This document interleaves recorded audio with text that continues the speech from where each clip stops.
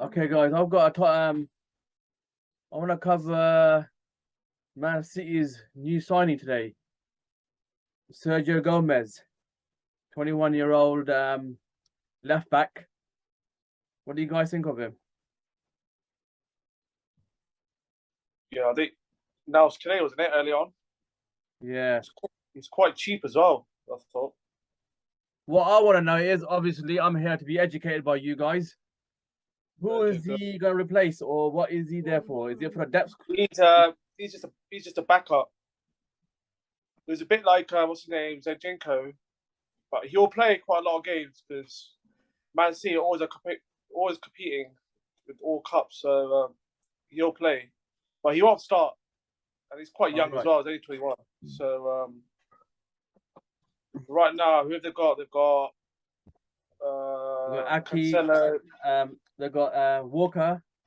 Walker's gonna play right back, and they got Cancelo left back. Cancelo and Aki. That's it.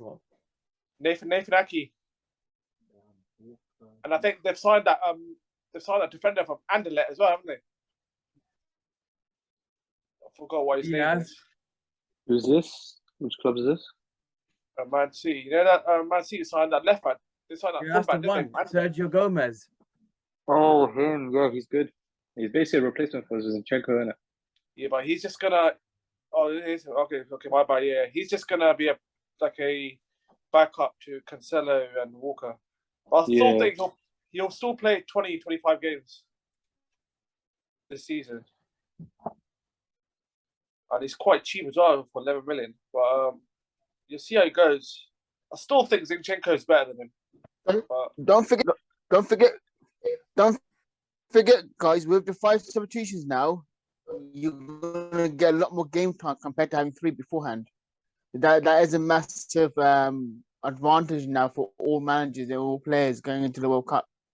So unlike before, you had 3 substitutions in the whole match. Now you got 5, provided you use 1 before half time. So that's actually what you're talking about there. To some extent, I think there'll be a lot more game time for a lot more players now than before or than previous years.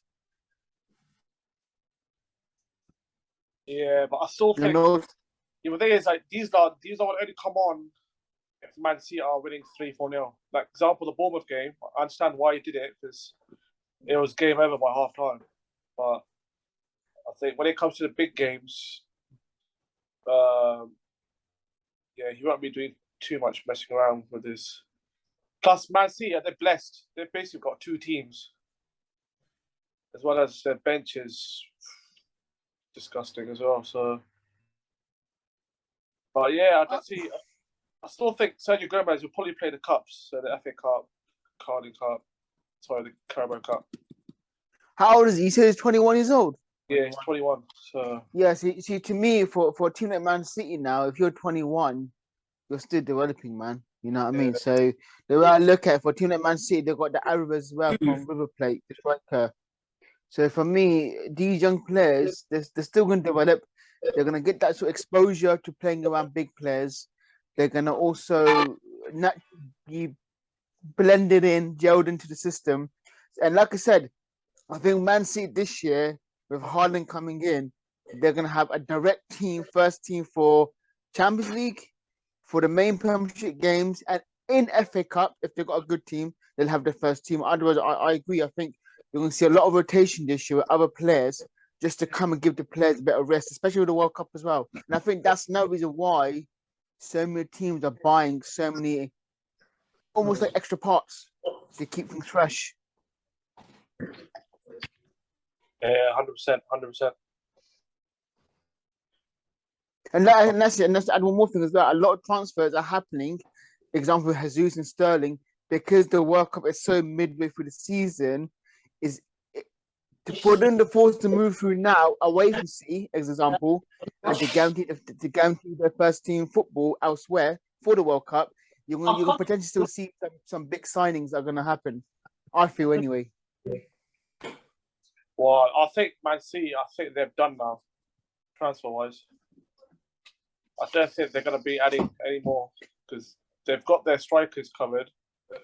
Mhm. Yeah, but I think isn't Gundogan will leave. No. What's his name? That Portuguese. Bernardo Silva, but Yeah. Pep does want him to stay, but it's just depends on Silva. The only club that wants him is Barcelona, but Barcelona they've signed about 5-6 players already. Plus, I don't really know how they're going to get him books. You never know who turns up your house. But I think he'll stay in this transfer window. I don't see him going. So Okay, moving on. I want to speak about the newcomers in the Premier League. Nottingham Forest. Apparently, they were pretty big back in the days in Premier League, and the word is they come here to stay. What do you reckon? well, I've seen their squad. They've had a good start, but I don't think. I think they're going to go down. I think. Like it all depends on the squad depth. Yeah, there's. Are they The not squad is forking good out enough money? for Are they not forking out money? Sorry. Are they not forking out money? They are. Yeah, but the thing is, they can't spend too much money because of the financial player situation as Yeah. well. Yeah, But they But can don't though. Is it not but saying don't forget the go on. Let us know when you're gonna get subscribed to that. Let us know then. to sign Lingard? Isn't that saying something? We want you to pick him up. Yeah, Lingard was a good signing, but also they had to pay quite a bit of a wage structure for him. But he's only there for 1 year, so I think he's only signed a 1 year because he's not guaranteed that Nottingham Forest are going to stay up. They signed 15 players. Nottingham Forest. Yeah. Yeah, I was So- reading something. They had a list of players that they were interested in, where they signed, and they're making a statement there. For me personally, I think Nottingham Forest they've got a fantastic history and heritage in the Premiership. There's no doubt about that, and that's even after Brian Clough era as well. I think for Nottingham Forest, you talk about financial fair play system. Don't forget, guys, when you get promoted from the Championship to the Premiership, there's an increase of 100 million in just revenue alone per year. You understand? And that includes tourism to the city. That includes broadcasting rights. That even includes parachute money going back down. So you've got to bear that in mind. Don't forget, financial fair play rules also states if you get a loan, that actually doesn't go against your financial fair play amount. That's what Newcastle did. So there's a ways around getting around those financial fair play rules that you're talking about. And some of the players they've got for free. They're not costing them money. So for me, I think Nottingham Forest have done two things. One, to re-establish themselves in the Premiership to stay, and two to also to also, if they get relegated, they'll also maintain their position in the Championship going down. Because I find that a lot of clubs. Yeah, go on. Sorry, carry. So what I find now is a lot of teams are now going down. This way, just Lingard's playing clever, and I agree. They're playing clever, but a lot of teams cannot hold the players going down, unlike before 10 years ago. And two, players recognise if I do go down, what? I'm not wasting a year of my life down lower league. I'm gonna get out while I can. That's why you don't see any players doing relegation with these causes anymore. Those days are gone. It's straight up, I'm coming 1 year. If there might be extension, which I believe, I think just Lingard might have extension if they stay up.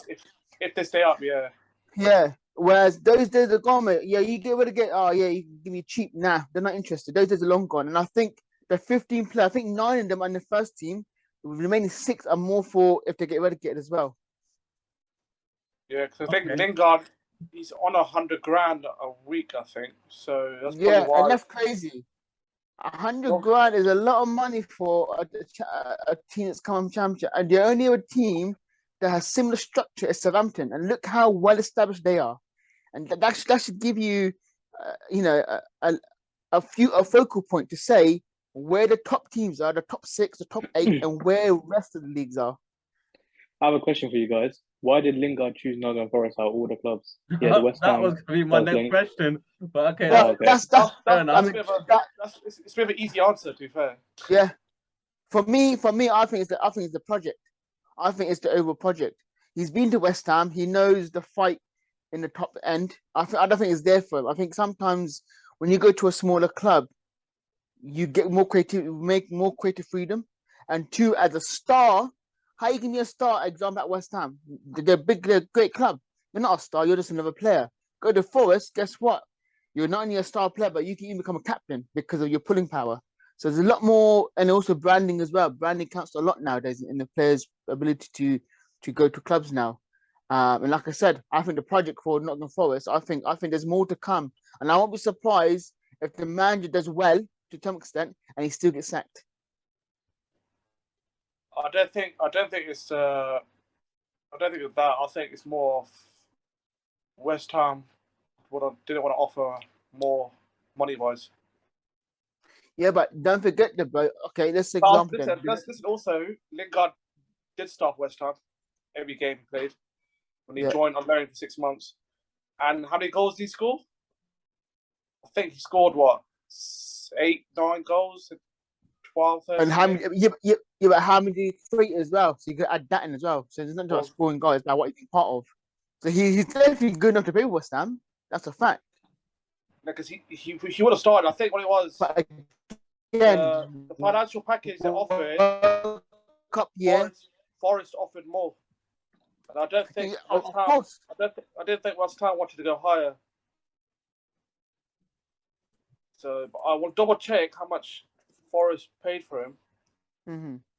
But I think Now, I'm pretty sure it's free. it's going free. It was free no, transfer. transfer. it's transfer. But I'm saying wage wise, I think Forest offered him more. Wage That's was probably like why- 120k, I think it was. Exactly. That's why he's on a 1 year as well. So I think West Ham also offered him at 90. Because to 89. me personally, I don't understand why he would go to Nottingham Forest for one season in that respect, unless something was offered to him that West Ham couldn't. And I don't think it's about first play football. I don't think it's about money in this sense. I genuinely think they must have said something as a project that if they stay up, again, there could be more down the line for him. Because West Ham, they're playing Europe. Why would you go from a European team, playing Europe team, yeah, to a team that's just potentially going to fight relegation? I know right now they're not, but When the news came out, it was a surprise anyway. Him going there. yeah, of course. that's why he was singing now. That's why Nottingham Forest played out. I remember. So I think what it was, no other club wanted him. It was only West Ham wanted him. He also said West Ham. Forest came No, in. I disagree. I disagree on that. I think he had a lot of suitors, but I think the one aspect you're right there. I think a lot of teams probably didn't want to pay as much money for him, whereas I think there were a lot of suitors. Personally, I believe it's for the money because I've just Yeah, looked at it. He's on Arsenal after him. Nah, you know what it is? He's on 200 grand a week at Nottingham Forest, and it's a 1 year deal with no add-on for an extra year. No, It's it's not. No, it's not 200. It was rumored, but they wouldn't pay. Basically, he's on 120,000 a week. I'm sorry, bro, but if you're paying 200 grand for a player for 1 year, let's go buy 20, 30 mil, get a proper player then. Can I just say something? These figures you're talking about Nottingham Forest here, yeah? They've got 1 million. How are they paying him that money? Well, you can get loaners in as well, and don't forget they put that as part of the budget as well for going up and down and all this stuff. Like I said, per season, they got money for promotion as well. yeah, just promotion. He's gonna bankrupt them. Nah, Well, promotion-wise, but this is the thing though. yeah, go on. I was gonna say promotion-wise, that's worth over 100 million just going up. You know, because of the amount of revenue they get. So for that reason, they can budget in, and even when they get relegated, you get parachute money for about 2 to 3 years or 4 years. Yeah, Which actually, if you serve the right players, you can actually balance your books quite quickly. Yeah, he's roughly on 150 to 200k a week at Nottingham Forest. It's including bonuses if he gets it, Yeah, like goals and assists. So I mean, if that is the case, then that's crazy. I can't believe then. In one hand, right, they got a free player, cool, but at the same time, they're better paying another actual 15, 20 mil and get a legit player, you know, to keep them longer. I'm shocked. That's actually shocking. But don't forget, Lingard's he's not young either. He's in his early 30s now, isn't it? Is Yeah, he for plus- his late 20s? No, he's about 30, 31. Yeah. No, 30. Something like that. Let me check. Nah, Yeah. because when He's because 29, when 29, he's 29. yeah, 20. That's what I 29, thought. So, yeah. 'cause Yeah, he when turns Luke 30.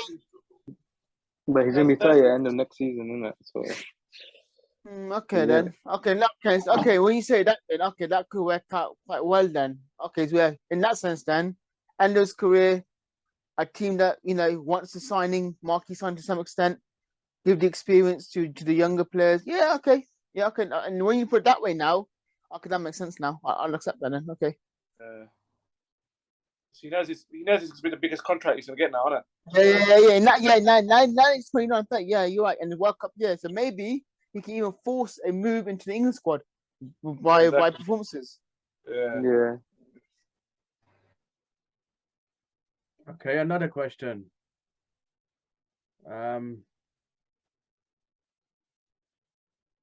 No, let's move on. Let's move on to the time's limited. Let's move on to Sunday's game, sorry. Chelsea versus Spurs. The goals. The controversial As soon as goals. you mention Chelsea, you come back. I think for me, I think this shows, isn't it? The rivalry. Be quiet. I think this year in particular, you're going to see a massive fight between Chelsea, Tottenham, and Arsenal for that third and second place.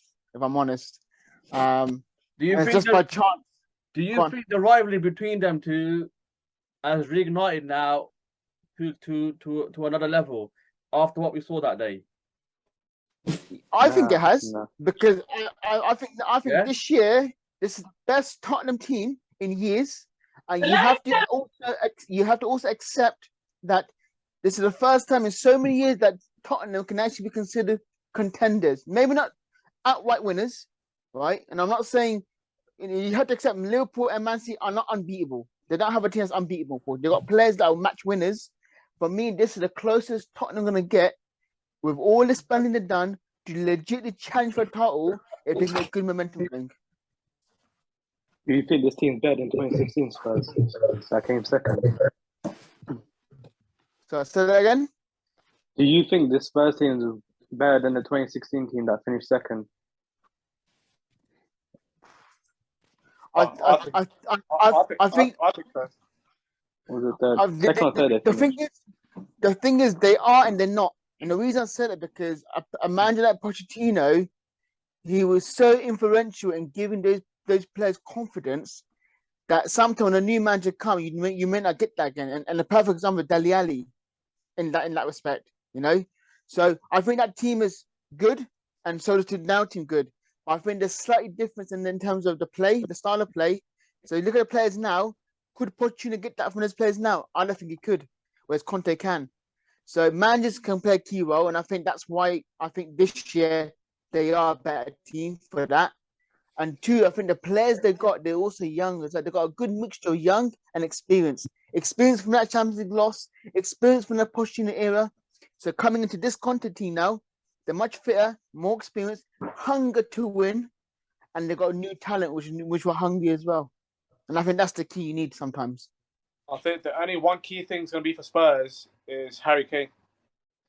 I know the last five seasons, he always had a slow start.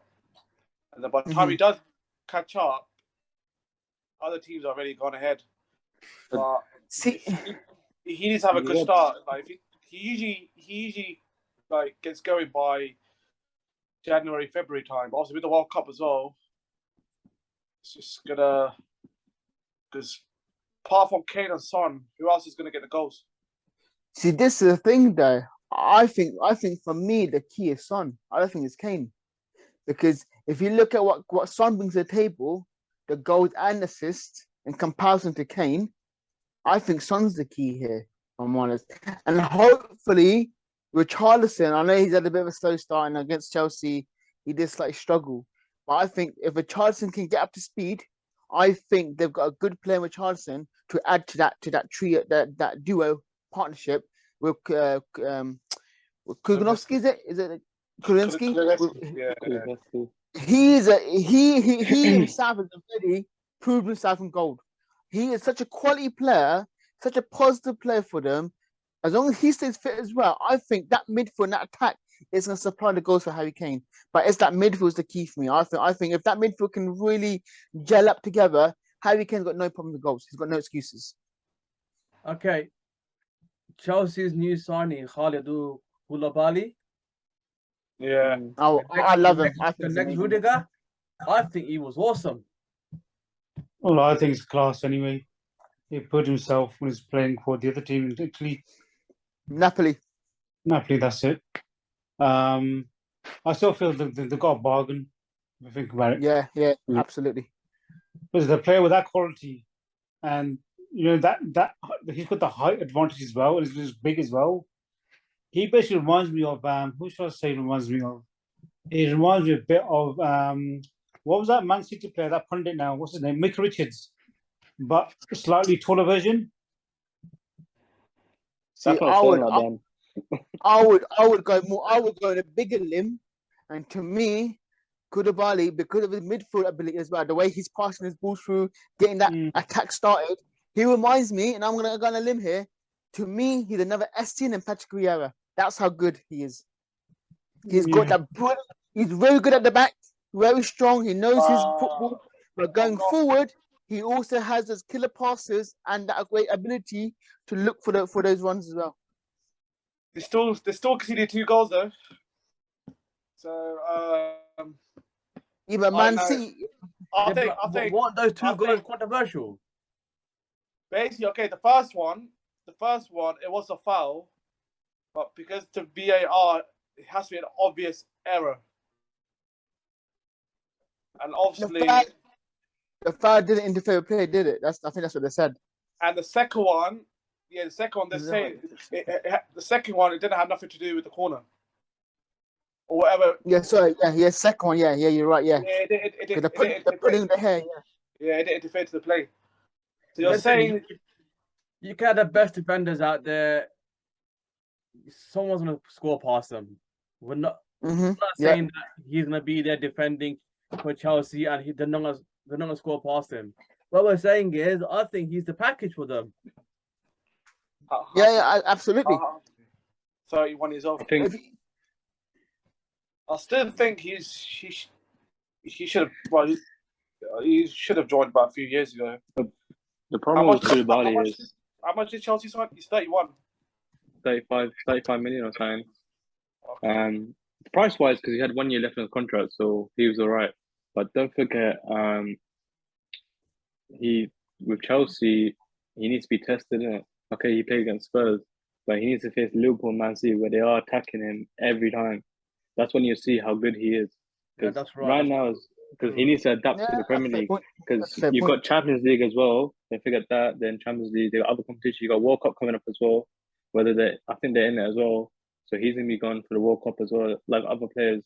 So injury can happen and things like that. So you gotta take everything in pinch of salt. Because don't forget, Chelsea's back lines, they're quite old. They're in their 30s. You got Thiago Silva, is about 37, 38 now as well. I think that's Koulibaly's replacement. Because I think Silva's gonna be on the way out after next summer, sorry, and then he's gonna be the replacement. But obviously you got to test in it, see if he's got the legs. Obviously, I know he's a great player. I've seen how he plays, but because of his age now, he's in his 30s, and longevity wise, you got Italian keep football. that back there. Italian football is very slow. So that's what I'm saying. So that's slow. I don't think it's as slow as people think it is. I don't think that is the case. I think Italian football has got pace. It has got pace. It is just as physical as well, which I think he'd be suited for the Premiership. Yeah, but the problem now is Chelsea. They have to make sure him and Silva are fit. If they get injured, then Chelsea are in trouble because. I agree. Rudiger, I think Christensen, he's gone. Yeah, and Alonso is it as well? No, Alonso. Manchester United, Brentford versus Manchester United. What Are we happened? waiting for this one? I don't know that you said it this That one. happened. I'm not gonna What? say nothing. I just What's- let you, what's- any one of you guys, you can What's there, answer. to, what's there to talk about? So for me, I'm gonna say De Gea. I think he's a good goalkeeper, and I will stand by that still. But I think that day was a bad day for him, outright bad day. He knows he's messed up, but I just still think United defense it's just failing De Gea as well, and the team in general. The United team who got there now is nowhere near the team of United of the past or any other team. Even look at Brentford, man. Look how they, in 35 minutes, they ripped apart United. And man for man, Brentford does not have a better team than Man United. Let's not kid ourselves here, okay? But as an overall team going into matches, Man United are playing like they're scared. They're a broken team. They don't play for the shirt anymore. Look at Brentford. They were hungry. They were fighting for every ball, pressing on United. It's like United saying, "Oh, what do we do? Oh, crap. No communication. About 2 goals, I think it was. Bad communication. That's not United. What's going on here?" So I think United got some big issues, mate. I mean, yeah. I mean, Wow. can I just add something? Is they lost the Brighton match, and They were lucky to not let more goals. Last season, they weren't all that. So there's something going on with that squad. You guys know better, so from what I know, is a few players.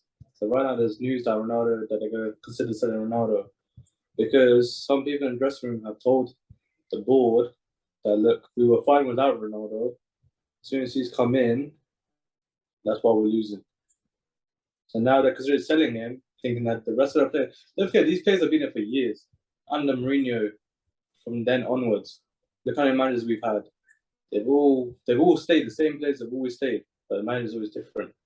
So now, in this case, everyone used to blame Oli, but now we've got a legit manager, and now there's the same players that are doing the same thing again, like they did with Oli, like they did with Ranić, like they did with Mourinho, laying them down, blaming Ronaldo. I don't understand how you can blame Ronaldo. This guy's won everything. All he wants is the best. The reason why he wants to leave is because he's seen the club has no ambition. I don't think anyone's blaming Ronaldo. I've not known till this day coming from the United board or it's not West coming from there. They're blaming Ronaldo. No one's blaming Ronaldo. It's the leaks, man. If you look on these journalists, the Pacific journalists for Pacific Club, the same journalists are pointing out there in the newspaper articles. I don't think no one's blaming Ronaldo. In fact, everyone's feeling sorry for such a guy, one of the greatest players in the history of football.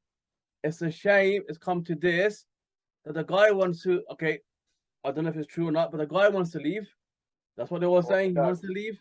Yeah, he does. A guy like that, he's trying to get out of a team who found him, who made him what he is. I mean, I don't think no one's blaming him for it. I think everyone's feeling sorry for him. The fact that a player like that has ended up in such a squad like that. But can I just say something?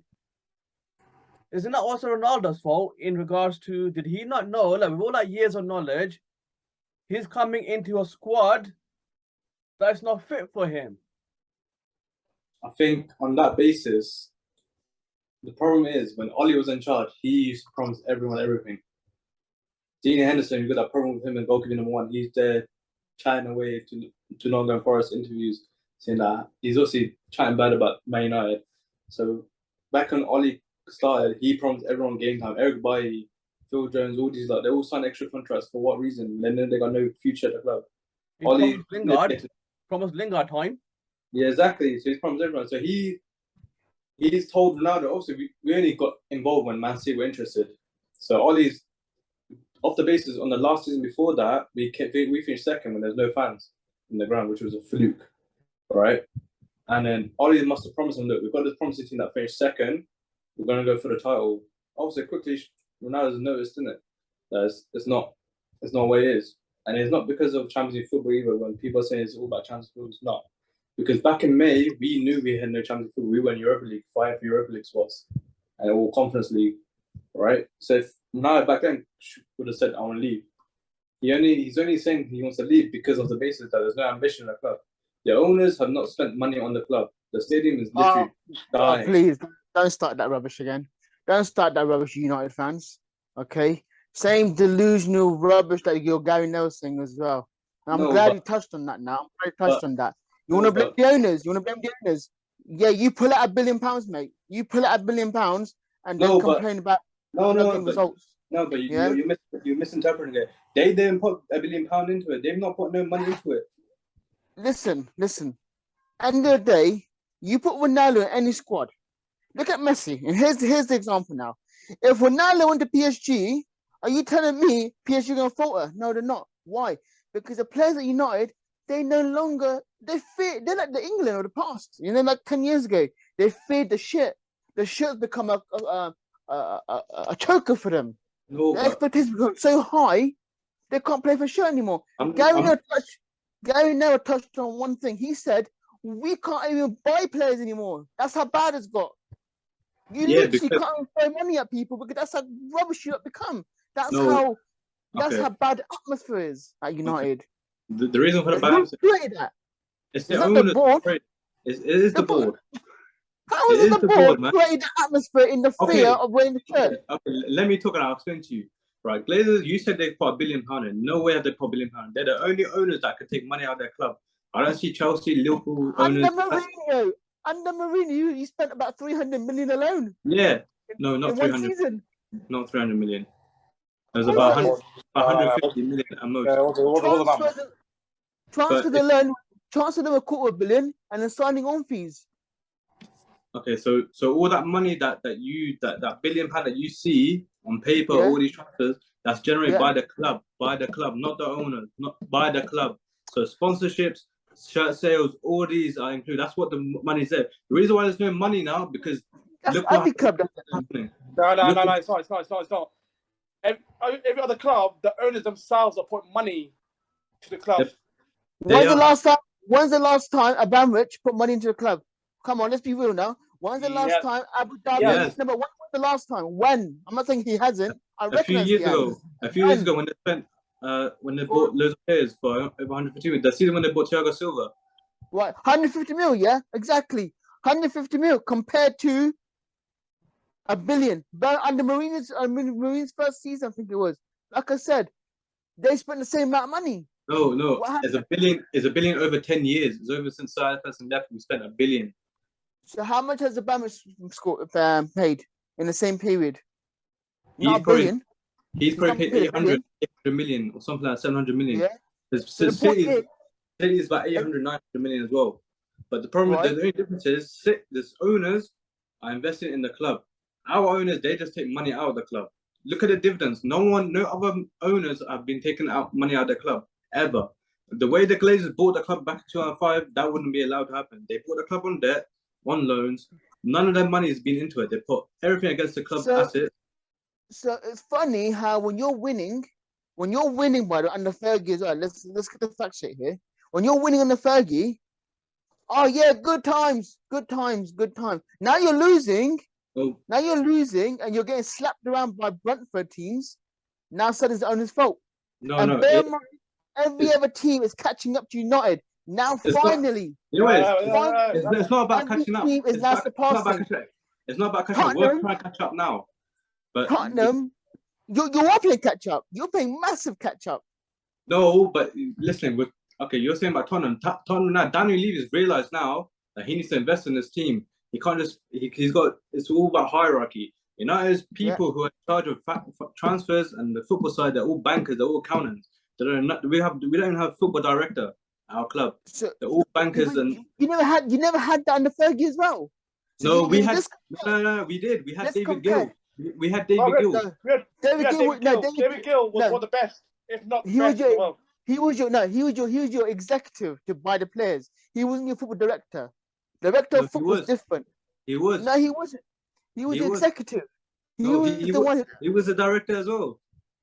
He's a director, but not football. Director of football means here's a style, and you as a manager, head coach, you make it play. Manager, Fergie was manager, meaning he had controlled the style. You understand? Okay, David so Gill okay, was chief executive, meaning okay. he controlled the finances. So You okay, so understand? when Fergie was still managing, when the owners took over 2005, so he was there for Yeah. 8 years since the owner's been there. Fergie has not spent no more than £50 million. Yeah, because players actually Yeah, want to okay. play. Yeah. Yeah, that's still not the club pumping money into the club. Yeah. But So this after is the thing that, now. It comes back to the same scenario. The club was generating money through sales. As a brand, it was generating money. Hence why you don't need to get the owners involved. Look, yeah, but since look at Fergie left, okay. the biggest problem was you have so much retirement from your staff alone. That's something that needs to be recognised. Your staff, your backroom staff, about 50% retired because Fergie retired. One fact. Two, the actual. That's not true. That's not true. That's what I'm saying. Because you're Basically, when you listen. don't know what's going on When within the club. Moyes took over, he got rid of the staff. Yeah, He Moyes brought got rid of stuff. Not as many as you think he did. A lot of staff at United also retired, and those that were remaining, some were also disposed of, but not Okay. all of them. But He even brought most of the Everton staff over. okay. Okay. So But even then, so your Okay. your backroom staff has changed massively, and that creates a big upheaval. but the thing is, backroom staff changes with every manager. Every club changes their backroom staff. The problem at our club is, look, Eric has only brought 1 or 2 people in from Ajax. He's not allowed to bring the rest of them in. He's not allowed to bring because you can't afford to buy them. That's why. No, we can't afford to. The problem is you United. We can get him in. What do you mean we can't? We've got all Then the why money. didn't he then? Because he's not allowed to. The owners are saying no. Our CEO is basically Edward was And best. why did they say They're no? both bankers.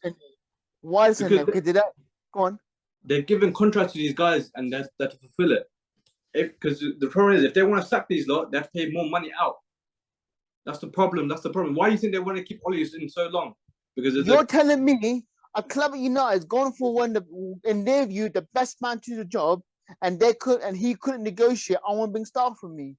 Does that make sense to you? There's a risk. Same thing. What happened? They bought Van Gaal. It was a risk. Mourinho. Van Gaal. Go on. Van Gaal, I think they paid quite a bit of money on his contract left. Yeah. Mourinho got paid out disgustingly. Yeah. Solskjaer got paid out disgustingly. And Moyes got paid out. Moyes got paid out 4 years. Can I say something on that? This is very Yeah, important. So I'm gonna be obviously the devil advocate here now. Yeah. Actually, they're happy to pay all these severance pays. Yeah. To all these managers, and so because they know somewhere down the line they're gonna sack somebody. But we see it's happen now. You know, Ollie got a very nice, lovely pay. You did. What I'm trying to say is, if you're prepared to pay all this severance pay to all these managers, why not just spend it buying players? Okay, so that point, the problem is we don't have people who can know football side of things. Look at us now. We're scrambling for bits for fucking shit on the floor. Look, we're linked with every single player there is on the fucking planet. If you look at it, because look, the young deals fell through now. Why were we were linked to the young back in May? Why is it taking 3-4 months just to try and get him? Why not get a deal done like that, like Chelsea do? Champions League. It's not about Champions League. It's not about Champions League. It's about his money owed. He's owed 70 mil from Barcelona. Yeah, but that's not United's problem, isn't it? Like United want to get involved in that problem with Barcelona and him. I think with the De Jong one, I think there's a secondary there as well. I think Barcelona have instigated purposely to put it out there. Oh, he's for sale, and to see if you can get a higher bidding. I think Barcelona dirty one there. I think they're selling off all their assets, their TV rights, all this stuff. That's why they're able to reach these players. There's levered 4 levers now. They've sold 4 bits, 100 million each. They've generated 400 million now to sign these players, or to buy them, sign them. Because look at everyone's saying how are Barcelona doing it?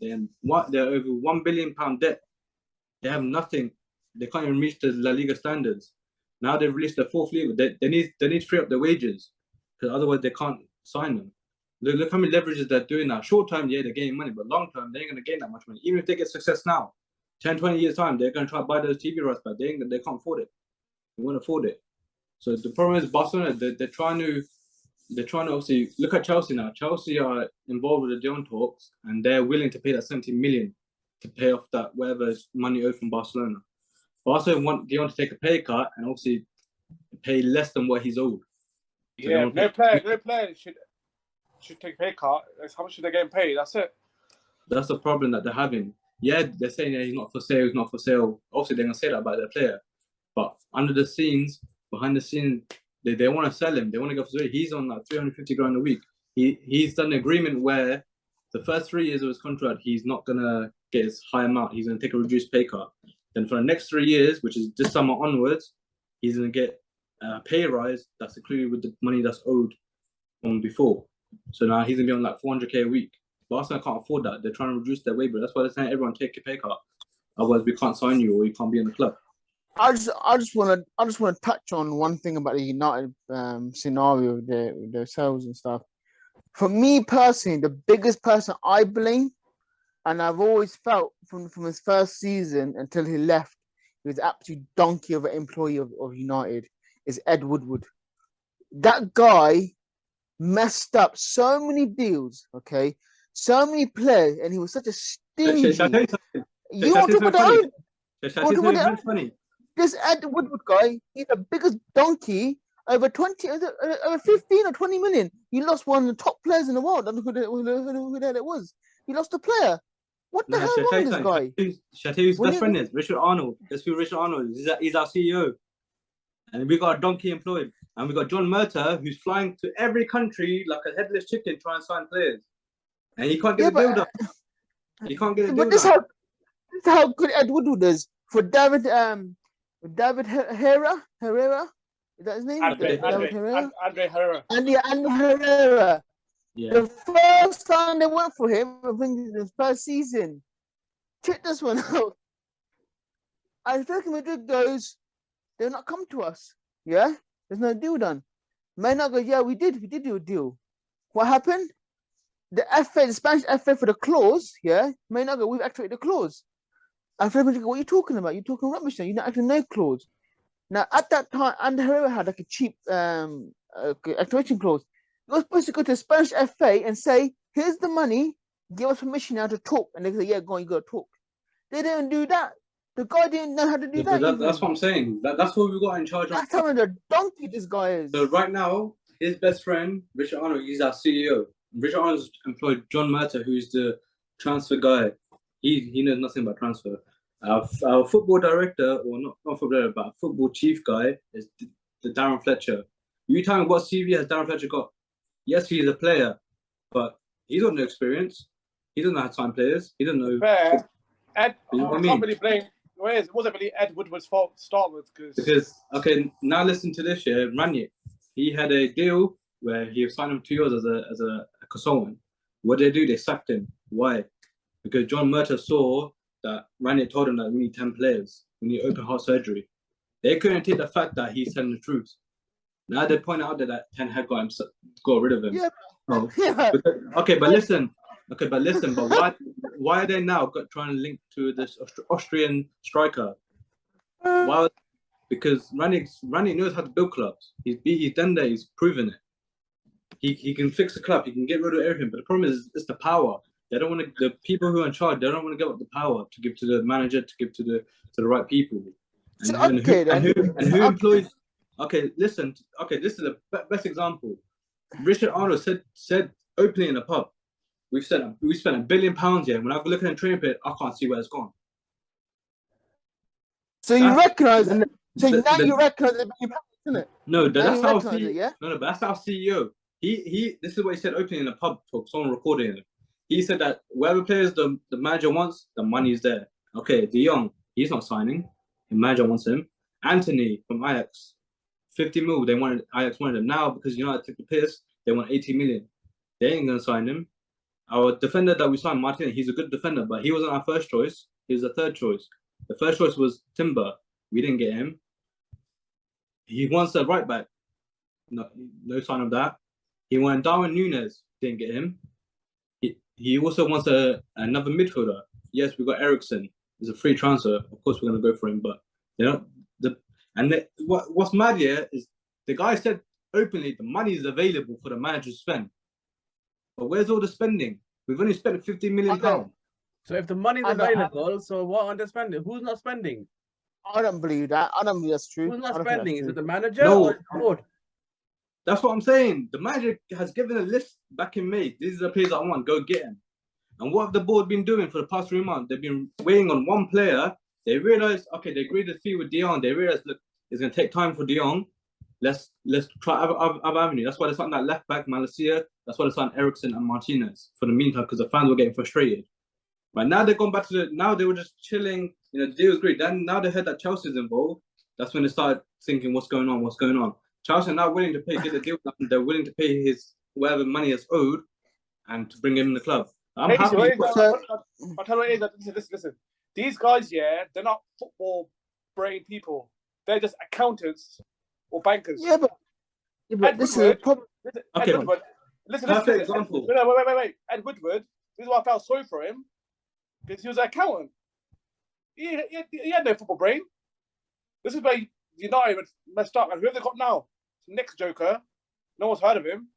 And what is he? He's not no football brains either. Yeah, exactly. Richard Arnold is his best friend. They both went to university together. Yeah, but this is the thing, boys. So Man United is still, despite the owners, right? We say owners, but majority holders actually. Man United is still a PLC company. It's still on the stock market. Yes or no? Yeah. Right. Every time it's like a manager, they have to notify the stock market so that it doesn't cause a crash. They have to do it, and as a result, they take the Man United off the stock market.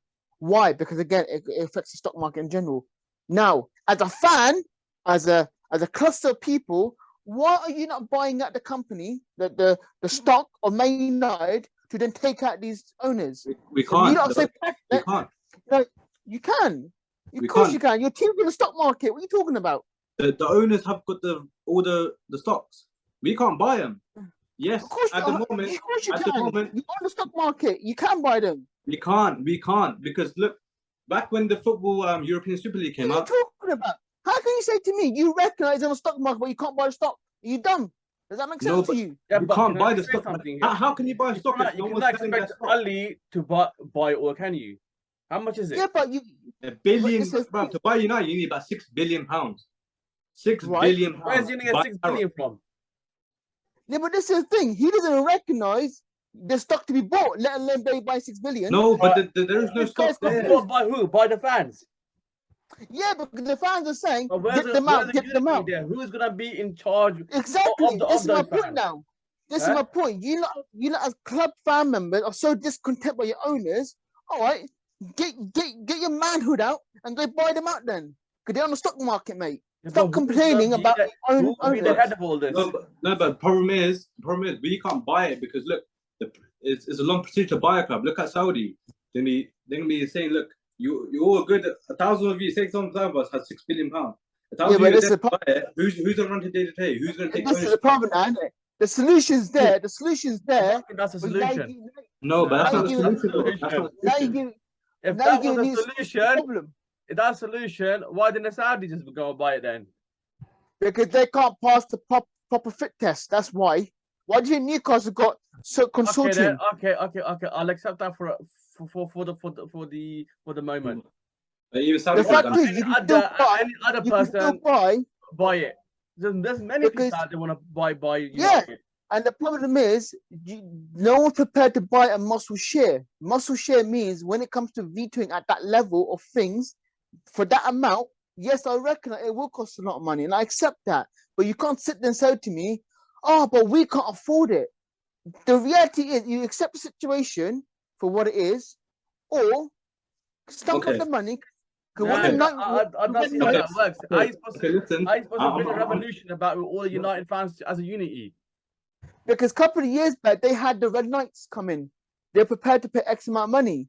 The problem was, rather than going for the stock market, they just wanted to buy the club outright from the owners themselves. The owners are his. And the owners not gonna sell it. The owners aren't gonna sell because they've got no need to sell. Main is their income. Yeah, And exactly. hence why, They take about That's 50 why- million a year. hence why the second you point to that now is you buy your own self a muscle but- share. But the thing is, Start if, that no, but position. if you think about it, look, they've been in Because power no for one's- 18 years. No one, 18 no one's years. there to challenge them. No one's there to challenge them. That's the problem. Oh, breaking No, news! but- Breaking news! Go on. That Juventus player Rabiot. Yeah, Okay. He's not gonna join United. thank you. Thank you. Dude, listen. We don't want him, bro. Fuck No. him. We don't want him. Basically- Why are we gonna let this joker come in our club? His fucking mum was arguing with Mbappe and Pogba's mum and the fucking France thingy international game. Why are we gonna cause all these players? Why are we bringing all these shitty players with attitudes into our club? He's just gonna cause disturbance to the club. Because the problem is, a club like yours got fans who got mental negative mindset Well, like you. listen. What's the Why are we the only club to link? Why are we the only club that's linked to players that no one else wants to buy? Okay, can I say Rabiot's there. on that same note there, Ali, on what you're saying with that background of your debate there and what you're bringing forward. So why didn't you bring that forward when they signed Ronaldo? Because with the Ronaldo, it's basically that the only reason It's why still we bought literally the Ronaldo. same team, man. The personnel are still there. And that's the problem. Every time they buy a player, they think they win the league. No, but with Ronaldo, the only reason why we bought him is for shirt sales. That's what it was. Ronaldo did his bit last season. He scored 18 goals in that shit United team, right? But my point of view, what I'm trying to say is, if for his point about the shares, yeah, if it's all good buying shares, then why did the Glazers come out a year ago when the Super League came out saying we're going to give the fans a percentage of shares that they can be able to buy? Till this day, we still haven't got that. They promised this, and we still haven't got that. It's been 2 years now. They said that, yeah, don't worry, the fans can buy the shares, whatever. We're still waiting for it. No one's doing nothing. The only reason why they said that is because they shut themselves because all the fans became United. The problem about United fans is they're all divided because some fans like us lot, we're fans because we watch it behind TV, you know, we watch it like fans around the world. There's other fans where they say you're not a United fan because you don't go to the games, because you don't spend money on the club, whatever. Because we've got those sets, because in our fan base we have different sections with different groups. The only reason why Every club's got that. Every club's got that. I'm sorry, you're not the only club. yeah, but Don't make- every club. Don't make it but- sound as if you're the only club that has that. No. Everyone's got that. No, everyone's got that, but they're You all even got united. hooligans like They're all yourself. united, though. They're all united. For us lot, our fans, they want to argue with each other. Why do you think Glazers are happy? They're pointing out their stories that Ronaldo's a fault, blah, blah, blah. So other people thinking, okay, Ronaldo's the fault, not Maguire, not Fernandes, not Rashford, all this stuff. It's all about PR, man. This English press is all about PR, man. They're saying, okay, perfect example, yeah? Let me bring this up to you, lot. See if you can see this here. Gary Neville and Jamie Carragher did their transfer list yesterday, yeah, last night. Let me bring it up to you, yeah? I don't know if you can see it. You bring that up. You bring that Yeah. up. Yeah, Yeah. based on saying Hey, listen. Okay, Rabiot basically- because of wage demands. Okay, major signs since 2013. Gary Neville and Jamie Carragher, yeah? In the red section, so green being the best, red being the worst. Red section, Fellaini, Mata, Rojo, Di Maria, Blind, Depay, Schweinsteiger, Darmian, Schreindlin, Martial, Bailly, Mkhitaryan, Pogba, Lindelof, Lukaku, Sanchez, Dalot, James, Wan-Bissaka, Donny van de Beek, Telles, Ahmad, Sancho, and Varane. Yeah, that's in the red section. In the amber section, in the green section, the best signings, Ibrahimovic and Fernandes. In the amber, Herrera, Luke Shaw, Matic, Fred, Maguire, Cavani, and Ronaldo. How is Maguire, yeah, in the fucking amber section? For 1 year, he's £80 million, the most expensive defender. That's the worst. That's the steal of the fucking century that Leicester did. Yeah, they got the best deal ever. United got fucking raped over that deal. £80 million for 1 year. Look at Van Dijk, 75 mil. He's won Champions League, Premier League since he signed. He's won all the major cups there is at Liverpool and English football. For 75 mil, for 5 mil less, what's Maguire won? Promotion to Hull City and taking England to semi-finals and the final of the Euros and the World Cup. That's it. He's our captain since day one. Since he came in, yeah, a few weeks, I think a few months later, he became the club captain. Out of the blue. Because why? Because he's English most expensive defender ever in history. Yeah. He's the only captain that's taken us to the batterings that we've had. Every time we got battered, he was always the captain. You tell me what captain's like that? You tell me if you're a captain, your team's getting battered silly like this weekend 4-0. Surely you should be doing that thing. So why is it then when there's a social or political issue, people go to petition or change.org, you United fans are just sitting on your back seat and going, yeah. Go online then, innit? Do a petition about it. No, there is. But the problem is the club has got the media on lock, man. They're putting stories on every. I'm telling you now. You lot have got one of the biggest fan base in the world. You're telling me your fan base can't overpower the media? Get out of here, man. Get out of here. I'm being serious. They can't because there's too many allegations. Okay, every time when listen. Food crisis. A million people fucking. Listen to this. Yeah, you're telling me 100 million plus fans of your world can't even sign up fucking shitty form.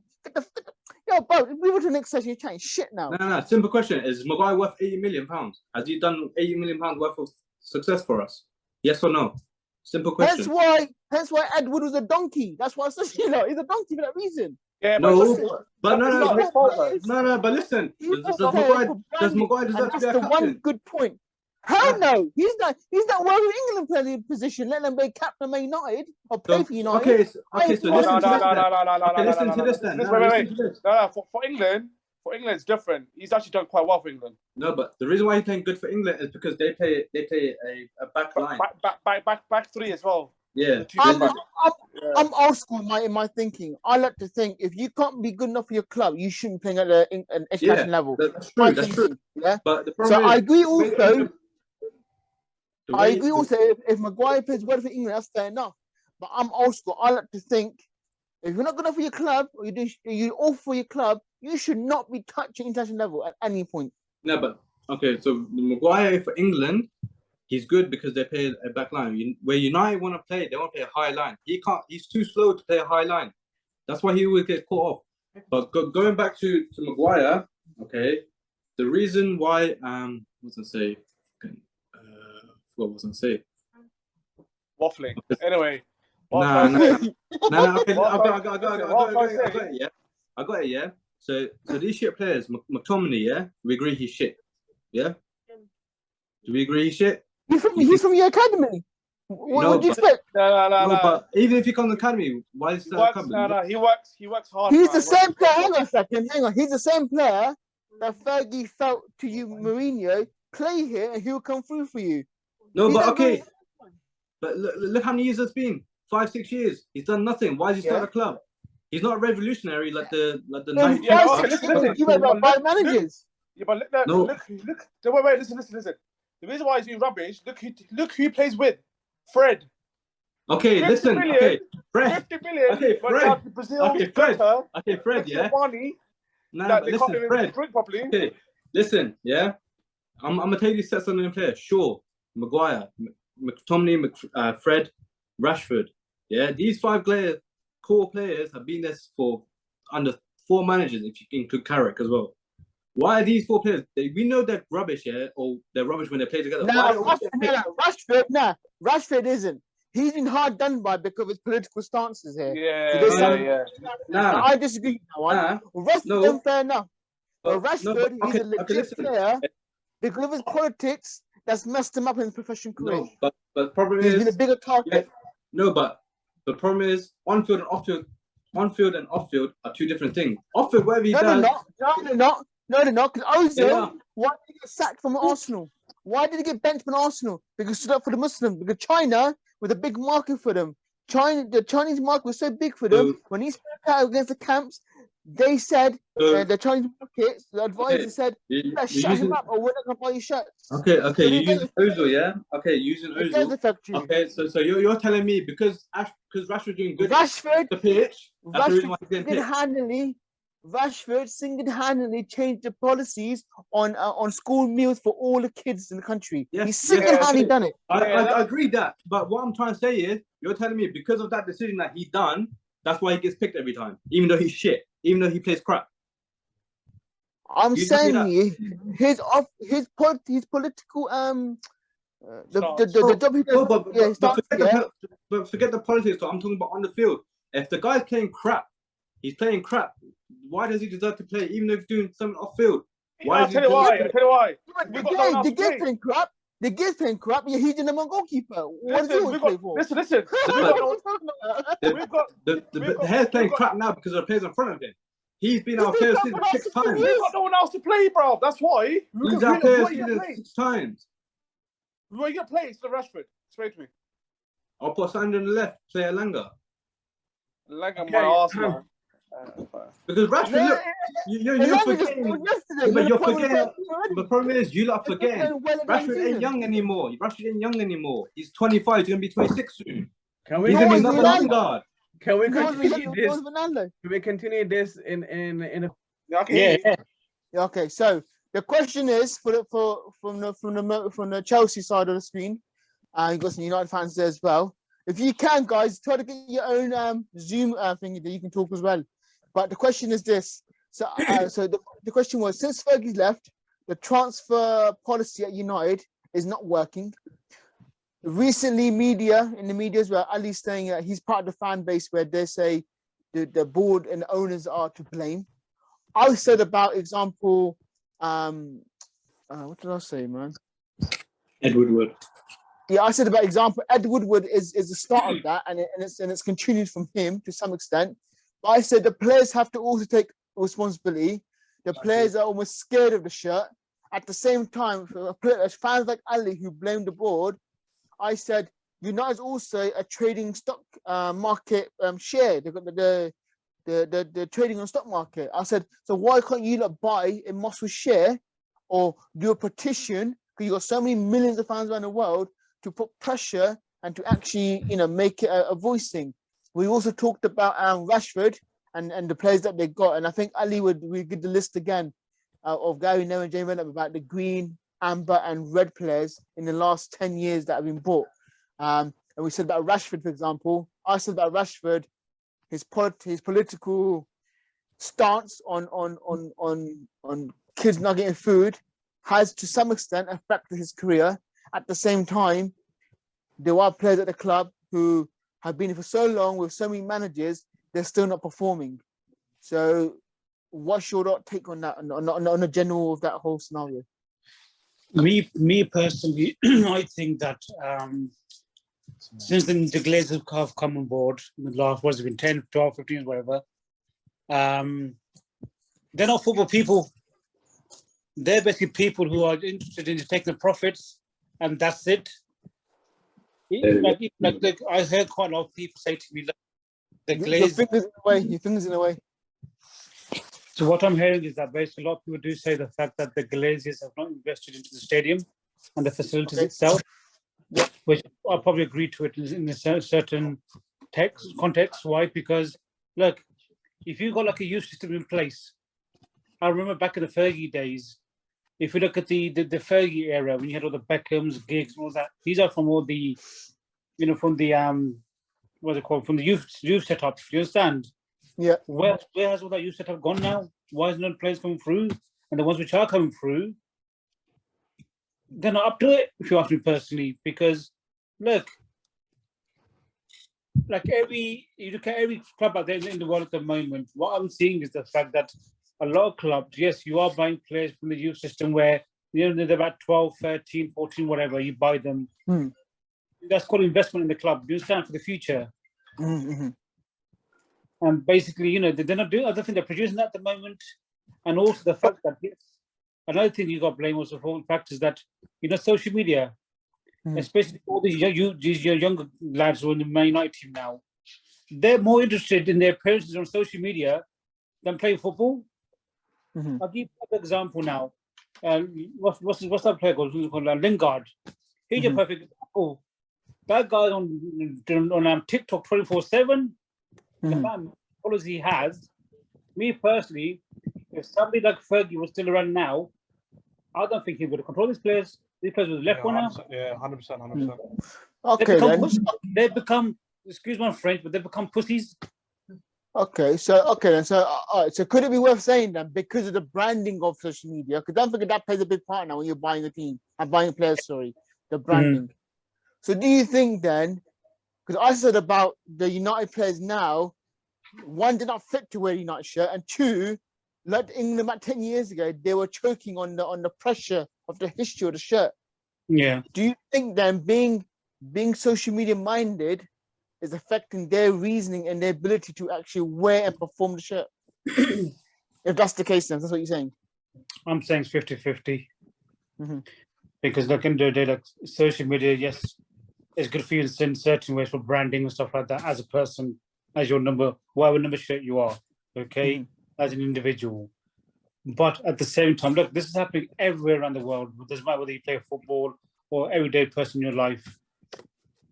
Like, even the kids of today now, I'll give you an example now. You even say boo to them nowadays. Listen, you can't say that to me. You can't say that to me. Where have they learned all this rubbish from? But then clubs also have a disciplinary procedure as well to keep them in line and check. So yes, they do. But you know who I also blame? I blame the agents as well. Yeah. Why haven't the agents kept them in line in terms of what the club's policies are? This is how you got to behave. And the thing is, like, this person in a way. Yeah. So it's like the Ten Hag, the new manager now. Why are you not listening to what he says to you in terms of how to play the game? You know, the United itself. They're failing in every single way at the moment, and to see Ten Hag's face that time when the first goal went in, the second goal went in. With the United players, especially with some of the ones that have been there longer, they feel like I get to wear a shirt. I play for the club. You can't tell me what to do. I've been here longer than you. You know. But those kind of players should not be in the club anymore. Yeah, I know they shouldn't be, but they're still in the club. Why? Because no one for a fact wants to buy them because they're on high wages. Yeah, so no club's gonna pay them, especially on their high wages. United are the only club that pays outrageous on their wages for players. And why do you think we can't sell anyone? We got Phil Jones for the past 4 years. I don't know why we gave him an extended contract. He's on like 80 grand a week, just sat there at home. Or playing for the youth team, wherever. Sat there at home, bro. Why? Because no one wants to buy him. No one can afford it. Because, yes, they can pay £1 million up front, yeah, but it's wages. Who's going to pay 80 grand for him or more than that? The problem is, there's too much entitlement and they're all spoiled brats at the club. So Safdar, here's a question for you then, in terms of that idea there that Ali touched on. Are you there? Yeah, I'm here. Yeah. So there's a question for you then. Surely a player wants to play, wants to progress in his career, wants to play in the highest competitions, the highest tournaments like World Cup coming up. Surely a player can easily move on rather than just get paid, and as Ali said, to just sit on his backside. Why can't these players go, you know what, forget you lot, I'm off? Are they really that bad or what? Ambition. Although nowadays, yeah, some players now, they don't mind. Like Phil Jones, like he knows he's not going to play for England anymore. Secondly, he knows no other club are going to pay the wages on right now. Yeah. I mean, so... And you touch on that, you know something? And thirdly, some players, I don't think, some of them, they don't mind not playing or being on the bench. Because they know they're getting X amount of money. I understand, if you're younger, then I understand you want to play. But Phil Jones, how old is he now? Phil Jones? He's about 30s now. 31, 33? Yeah, exactly. So he's an injury prone. No club's going to go for him. Yeah. But you know, I don't know why Solskjaer offered him. I don't know why Solskjaer offered him a new contract. That was just. Hey, Solskjaer lied to these players, man. He promised all these like game time, man, for no reason. Yeah, you should never do that. Okay, then. So the guy hasn't played football for the last 6 years. But you know what? Also about their players, because they're at Man United now, they believe that they've hit the top. There's no bigger than that, especially with the English ones. They're one of the biggest clubs in England, and that's it. As long as they're within that club, they're happy to sit there, whether on the bench, whether they're playing. They're happy to take the money and then sit there and take it. They've got ambition. Go on. There's no ambition within the club. Even with the hierarchy, there's no ambition from the owners to the bottom. He's changed it. So Ali, here's a question for you then about the ambition part then. And you said about your screen, Ali. I can't see your picture. Yeah, I'm eating at the moment. Oh, so- sorry. Okay, I didn't know that. Sorry. So Ali, here's a question for you, Dan, and I know that's the last question for Manuel to take over. Papa take over. You said about may not being the biggest club in the country or in the world, example. Yeah. From a branding point of view, they probably still are a money machine, don't get me wrong. But do you truly believe, right? Do you honestly truly believe? And here's a two-part question. One, United really is, especially with Man City, with Liverpool, with Chelsea, and now Tottenham, that may not still bigger as a pulling power for players. And two, why does it seem as if they're going for all these foreign players rather than buying internally that Fergie always did? He always bought 1 or 2 players internally in the league as well. Why do you think they're going outside the league if they're such a big pulling power? So United aren't as big as they used to be regarding pulling power, regarding players. Because for the past 10 years, if you're a player, you've seen their history for the past 10 years, they've not been competing. Why am I going to go to a club that's not competing? For a fact, yeah. United, since Fergie left, they've always been aiming for top 4 because they know they can get that money. Because all the And then secondly, in regards to buying within the country, these players, they know, they've seen United play in the country. Why are they going to come to United? The only reason why Harry Maguire came from Leicester is because 180 million, and 2 is Man United. It's bigger than Leicester, and he's only been at Hull. That's it before his life. So that's why they're going for all these foreign players that aren't aware of how United are within the Premier League. You know, you get heard by glimpses of United winning this or won that game. You know, but these players, they ain't focused on Premier League. Innit? If they're playing in Italy, Spain, they're more focused in their league than worry about United. They only see United like within the Champions League or Europa League, whatever. But as soon as they come here, that's when they realise. The same way as promised. That's why Ronaldo came. That's why he wants to leave. He was promised something which wasn't fulfilled, and now he's there suffering because he wants to leave. He's seen how it is, how the backroom stuff is. I'm telling you now, if Amazon, if listen to this, I hope you do all or nothing to United. Oh, boss, you go back to eat your pizza. Next topic. Nah, it's not pizza. It's garlic bread. It's garlic bread. But Amazon needs to do a documentary on United, and then we'll see in it. But United will never allow it. Of course they wouldn't. It'll be a joke.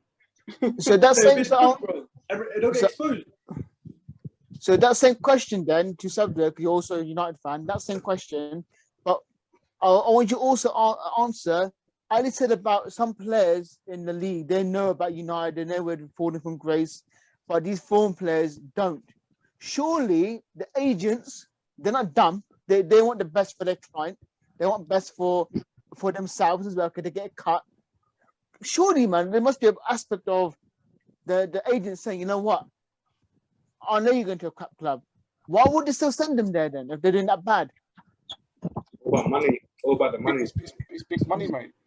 Big money. United is one of the richest clubs in the world, if not the richest. You're telling me, would you rather get paid 5 million or would you rather get paid 2 million?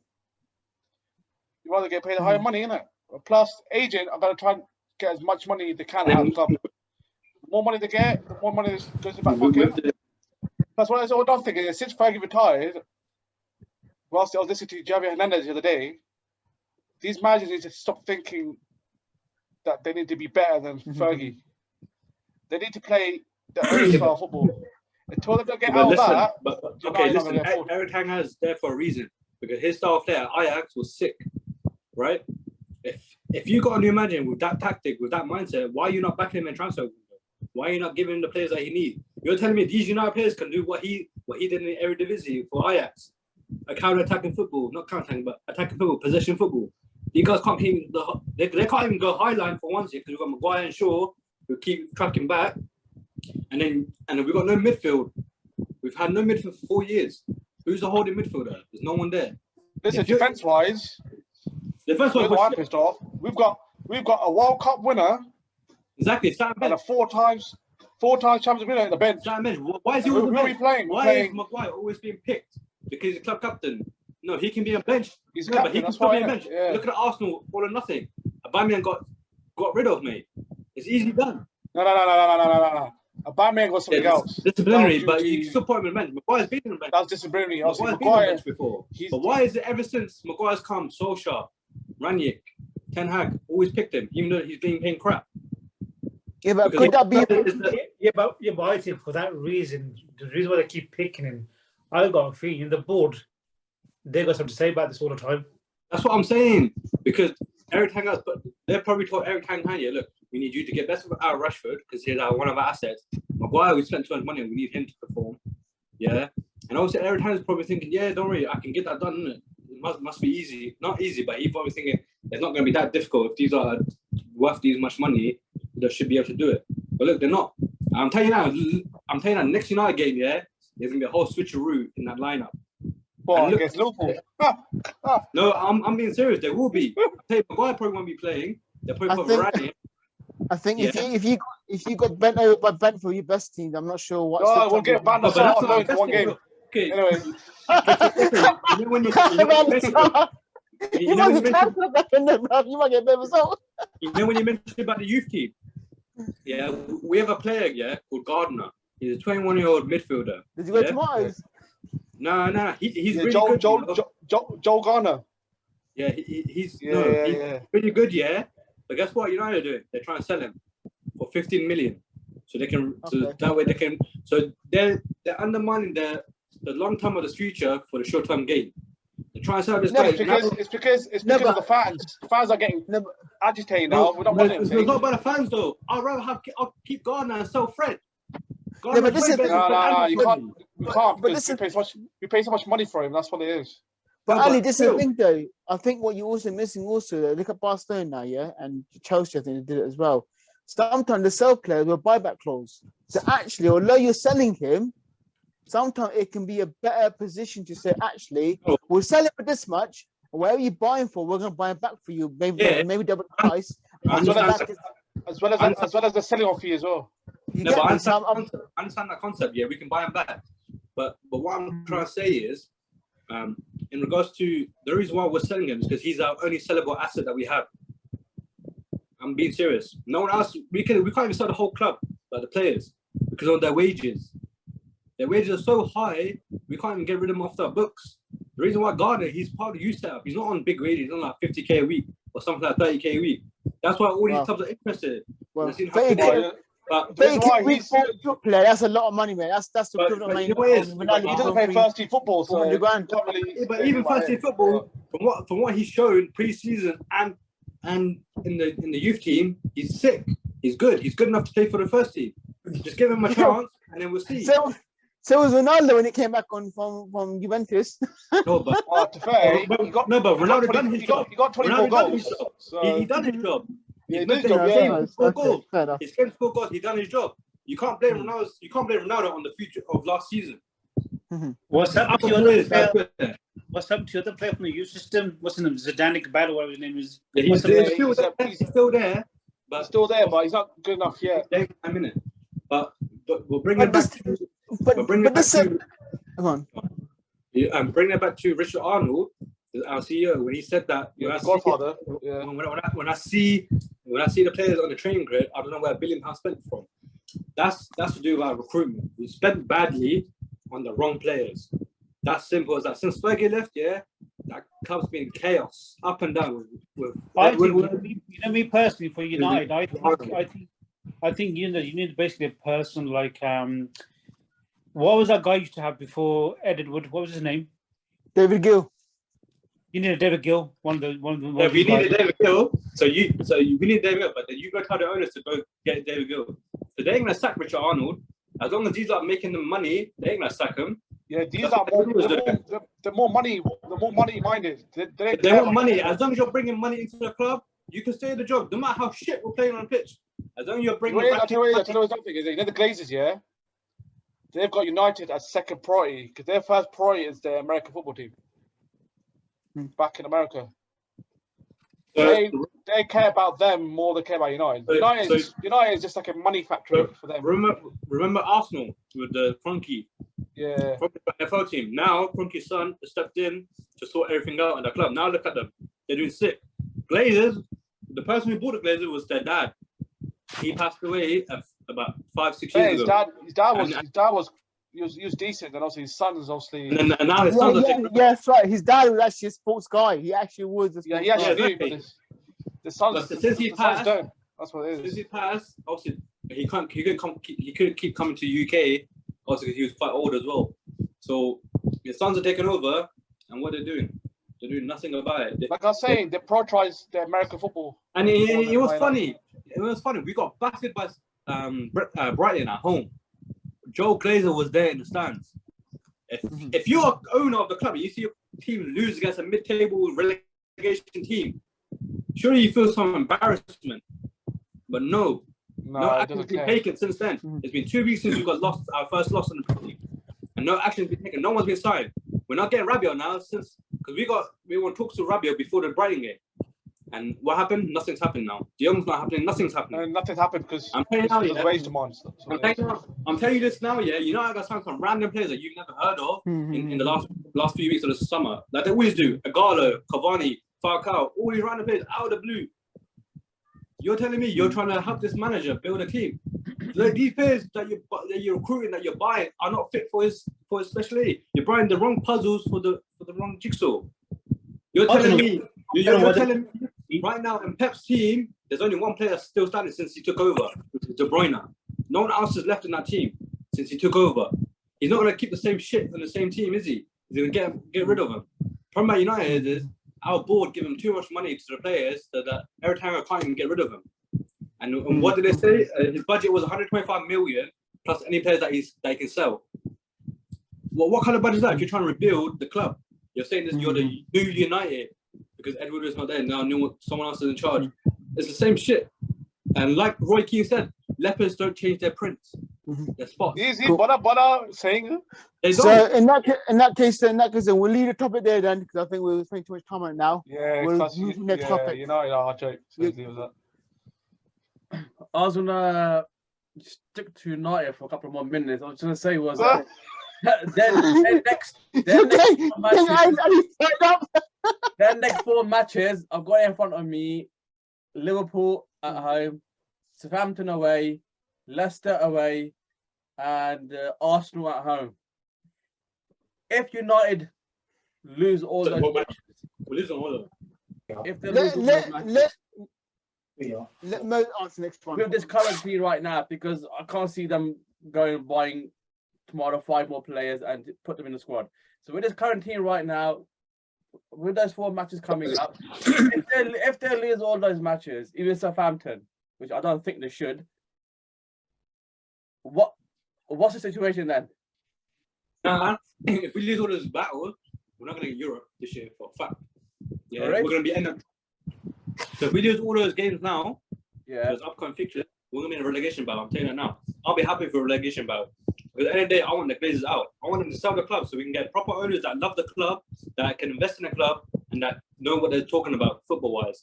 Not some owners. We're going to go championship. That's I'm happy to go to the championship just for the dickhead players to get out of the club. Yeah. Are you feeling right? On top of that, I'm telling you now, our league form's going to be shit, but I'm telling you, they're going to go all out on the Europa League. Because why? Because they need Europe. So if they can't get in the league, they're going to try and win the Europa League. So for me, to say the 4 teams again. So it's Liverpool, Saints, Leicester, and Arsenal. See, the problem is, right, and this is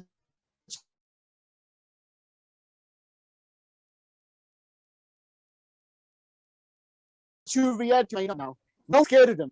And I hate that those understand there. They're not scared. They're not scared of going to Old Trafford. They're not scared of United players coming to the stadiums. 1. 2, that reason now, and the current form that United are in and the way they played, I genuinely think it's a possibility they can lose all 4 games. You know, equally Southampton, they're not in a bad form. They could do better, but they're not in the losing streak like Man United. And Leicester, actually, yes, they lost 4-2 to Arsenal, and yes, they drew 2-2 and they lost the lead to Southampton. I think with Leicester, they've got more of a financial thing which is lingering on top of the players, and I think mentally that's what's affected them. I do Leicester are equal to beating United as well. Liverpool and Arsenal. Unfortunately, I think those 2 games I can't see United winning at all. Getting a draw in those games is a win in my view, and I think that's the key here. Teams like Southampton are going to be up for it, and I think United going into this period of 4 games, they are dreading it, and I'll be very scared from a managerial point of view, not just a player, but also the fan where this club is going. No, Okay. I think we'll lose to Liverpool. We'll beat Saints. We'll beat Leicester. But do you think you beat it comfortably? Do you think Yeah, you we'll beat beat it comfortably? we'll beat Can I just Southampton. say, you're saying that you'll beat Leicester, you'll beat the Saints, but did you say the same thing about Brighton and Brentford? That you'll beat them? Exactly. Yeah, exactly. That's the point. That's the point I'm making here. It's all good thing on No, I think now they're gonna have more fire in the belly now. I think Liverpool game is gonna be a hard game. Should they not have more fire in the belly when they lost at home to Brighton? So where did that fire come from then? No, I think the Liverpool game. Fair, Liverpool they're not playing that well either. To be fair, Of course, no, of course, but they're not playing. So That United- I can see a draw coming in that game. Crystal Palace have got more. Crystal Palace got more 4 difficult games right coming up. Okay, yet I still sit here say Crystal Palace got a better chance of getting more points in those 4 games than United got coming in their 4 games, and that's a massive thing. Yeah, United are not going to win the next 4 games. They're probably going You get back to eat your pizza. And then move on to the topic. Alright, next topic. We're gonna get a point from Liverpool. What's that? What have we done to improve the squad, and what have Liverpool done? Yeah, and you're telling us we're gonna get them a draw. What's the difference between last season and this season? Nothing. We're just gonna get slapped up even more. It is different. I think But now it's like 8-0. To be it's honest, a manager. Go on, move on. honestly, Ali, There's too much pizza, bro. personally, What type the of cheese next did you have? the next 4 matches, United are losing. That's my personal belief. That's what I'm saying. They're losing. And As a United fan, it hurts me to say it, but I'm just saying facts. after the Arsenal match, that's your 4th one. Just remember, you got Crystal Palace. That's gonna be another hard game for you guys. Anyway, moving on now. Yeah, let's speak about Arsenal. They've done all right with themselves, haven't they? It's done alright, but I think there's only a few more transfers to come in. But wasn't it? Shouldn't that have been the same spirit that you should have had, United? I mean, Arsenal. Yeah, I mean, look at them. They're on But the fire. problem is- Gabriel Jesus, Martinelli. Yeah, but the difference between Arsenal and Man United is that They've got owners that want to spend- the board kept faith in Arteta, and they backed him all the way. Yeah, and you got one of the crunkiest sons that are running the club. as Yeah, well. but since this Amazon documentary, we're finding more about it, what was happening anyway. yeah, What's happening behind United, but with Arsenal, with the Amazon documentary, we're finding out more about what's happening behind the scenes. Hence why, personally, I now fully support Arteta, and who knows what's going to Also, happen. I think the players that Arteta won, he got them. he's been back. He's been back. Jesus, he wanted He's him, been back. got him. Zinchenko wanted him, got him. How can you say that? You say that about Eric Ten Hag? Can you say he's been back? Arteta's got all his first choice signings. Yeah, but That's exactly what I just said, isn't it? for me, the biggest key here between Arsenal and Man United, okay, this is the biggest key here. One is the managers that have come along, they've maintained a continuity in the club, whether it be backroom staff or players. There's been that core transition continuity from the takeover of, example, Arsenal, okay, to Arsene Wenger. There's been a continuity there to the point where even the managers have had at least 2 seasons, okay, and they're able to maintain. Just to say also the Man City game against who was it against again? The Man City against Bournemouth. Yeah. What do you guys think of? And I'll go for Mo on this one. What do you think about Foden and De Bruyne link up? Now this year, and especially in that game in particular, they were on fire with each other. I think the good thing that's happened now is that because which player left City? Who left City when Sterling. Yeah, Sterling left. And Jesus as well. Yeah, Jesus. These 2 players have left now, and the good thing now is that because Foden and De Bruyne can link up together once again, off each other. I think that midfield's will be sick. That's fair. it was already sick anyway. Yeah, we know that, but what I'm trying to say is they're going to get more game time together. I think the problem with Foden is that he's not gonna. He plays on the left. De Bruyne plays in the middle. So problem is Grealish and Foden are gonna keep playing for the positions. Because who plays on the right? Is it Mahrez? Mahrez, Oh, yeah. Mahrez. Yeah. I think Mahrez will start more games. Yeah. I think Pep likes him quite a lot. There's something about him, like, and plus I think he tracks back more as well. Mhm. I think with Sterling, he didn't really track back as much. Yeah, he always used to stay up there. I think Pep's where he plays his football is always gonna attack. You're gonna have to defend as well. I think Sterling at times was very lazy. Same as PSG, like they have the best front three, but none of them are gonna track back.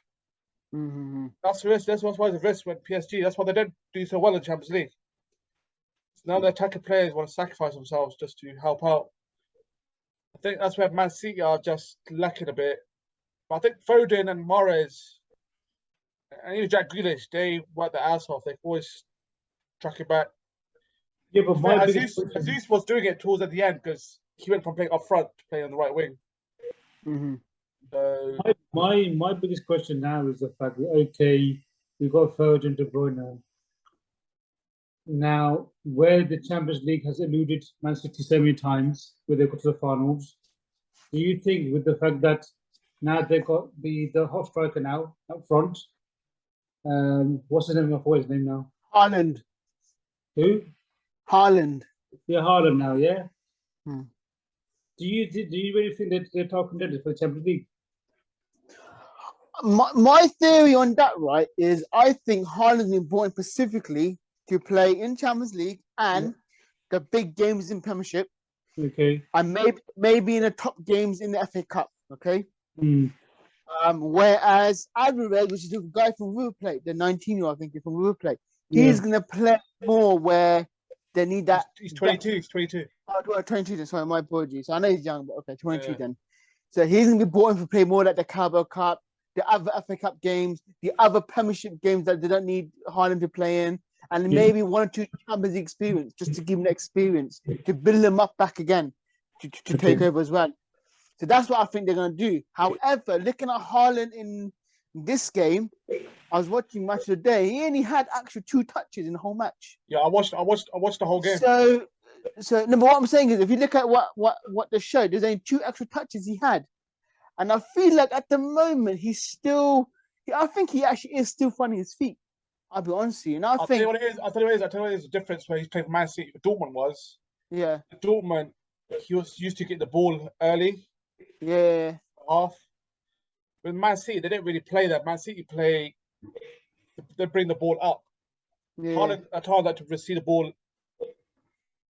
So Haaland has to play a bit differently. He has to just go up there, and where the ball gets whipped in, he plays as a striker, not play as a deep number 10. But he is clever though. The one thing I'll give Haaland, he is. A lot of people don't realize, and the last game didn't do justice to him. So as much as what I said as well, I do recognize that Haaland is a very clever player. He knows where the gaps are. He knows where the pockets are to come in. Bournemouth did a wicked job to shut him out, and that's the truth. Even though they lost 2-0, they've done a really good job 4-0. Oh, sorry, 4-0. Sorry. Well, I mean, I'm not talking about the 2 touches still. Sorry. So where all of it was a high scoring game, they didn't allow him to breathe as much. But the problem is, people think that's a bad thing. That's why I think they're also able to leak in for a goal. He attracted his players to him to allow those gaps to open up for other players. So he's a very clever player, even when he's not even scoring or assisting. I think mainly they bought Haaland for the Champions League. Yeah, that's a fair point. With his league title, they've won it without a striker. Yeah. It's just a Champions League. I think that's the only reason why. Because where they played the final, they didn't really play with a striker. They played with a false number 9. And there's a difference between having a false number 9 and actual striker. That was different with Chelsea. The reason why they won it, who did they have up front? They had a striker. Yeah. Yeah, I mean, so as well as Pep is good, sometimes being a bit too smart at times is just Especially a big final, like it's one-off game, isn't it? You know what I mean? Chelsea did have Torres in the league, Champions League, so the flop. Yeah, that's the only thing he did in 4 years. That guy's a legend now. He was the Champions League for us. That just basically Chelsea are happy that happened because they basically paid off how much they paid for the transfer. You making Torres a legend for that one game is equal to Ali saying he wishes that United get relegated. You both hooligans.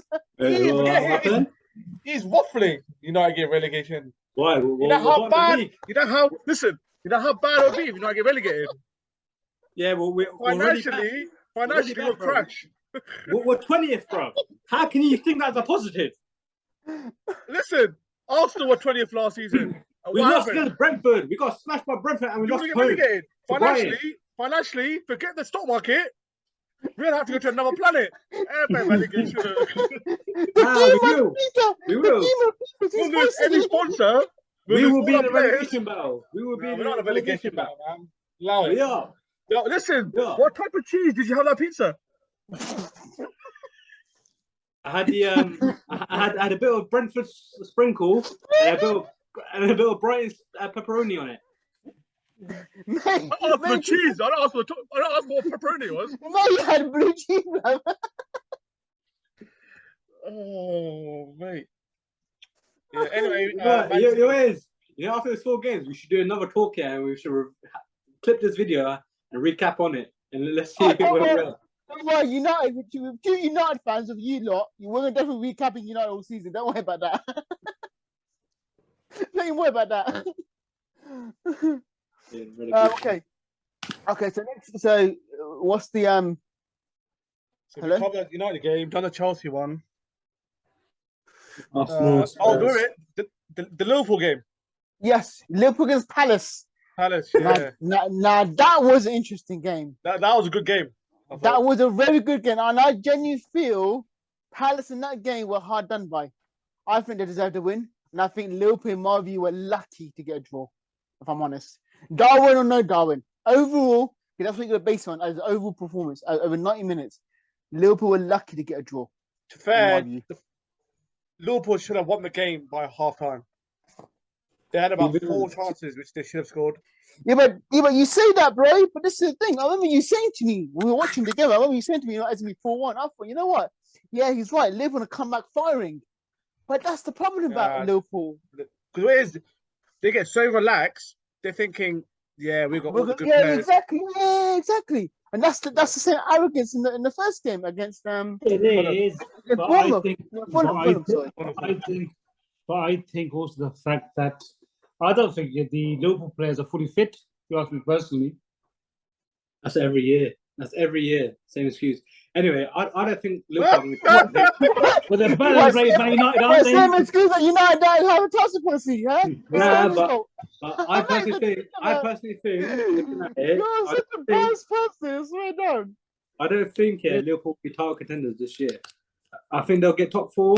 But I reckon they'll get relegation. Okay, hang on. Okay, you're saying relegation. So hang on a second. You think Liverpool aren't talking now. So where do you think Liverpool was? Who will be talking as your view then? I'm intrigued now. So in your view, who do you think is gonna win? Who do you think will contend against that? And who do you think will be in the top 4? I'm intrigued now. Okay. I believe City will win the league. Wow, okay, fair enough. At least you're not delusional there. Go on. City win the league. Spurs will come second because of Conte. Okay. With the structure that he's going on. Yeah. I think third will be Liverpool, and then 4th will be Arsenal. And where do you think Chelsea will go then? Chelsea will be 5th, only because right now, in regards to the way the transfer window is going, they're a bit erratic. Chelsea are? Yeah, they're a bit erratic. They're going for any players that you don't think that they'll get linked to. So they got Sterling, they got Koulibaly. At the moment, they're linked to De Jong and some other players. The Cucurella, they only went for him because City were interested as well. Right now, because obviously it's a new owner, Ted Burley. He wants to buy all the best players. But this is the thing though. So Koulibaly isn't a crap player. Sterling's not a crap player. De Jong's not a crap player. Cucurella, he's not actually a bad player.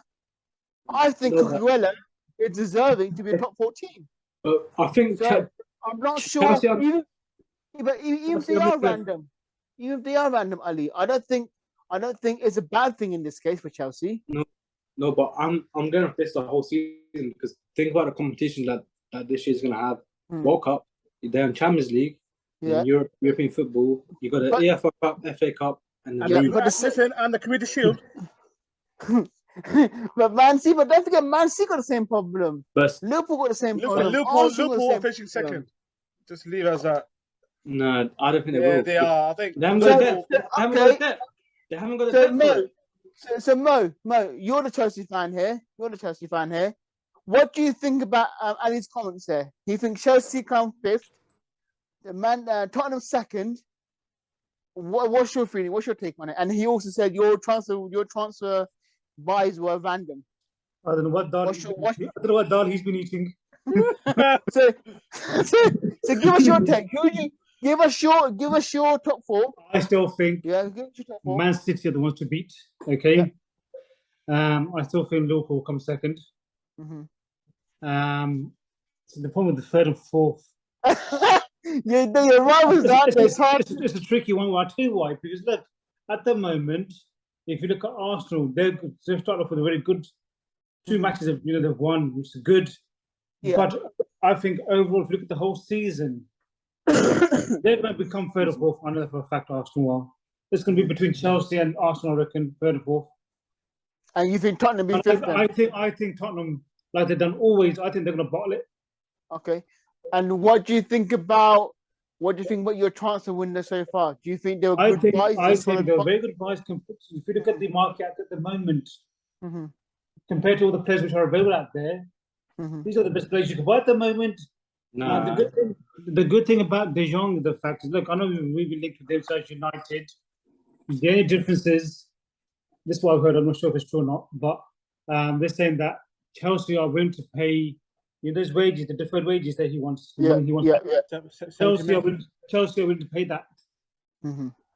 and to get him. Yeah, but my point is, okay, Koulibaly is a good signing, yeah? Koulibaly is a good signing. No, but you tell me, look, Ali, It's not I'll bad, tell you one yeah? thing, Ali. I'll tell you one thing. But- I'll tell you one thing. De Jong, who's in go to? United who are fucking No, relegated. forget United, we're talking about Chelsea. Okay? Or, and the Forget Chelsea got United. Champions League contenders. So forget United, we're talking about Chelsea, yeah? Do you really think, okay, Sterling, he is a good player, but I don't think he's a top player.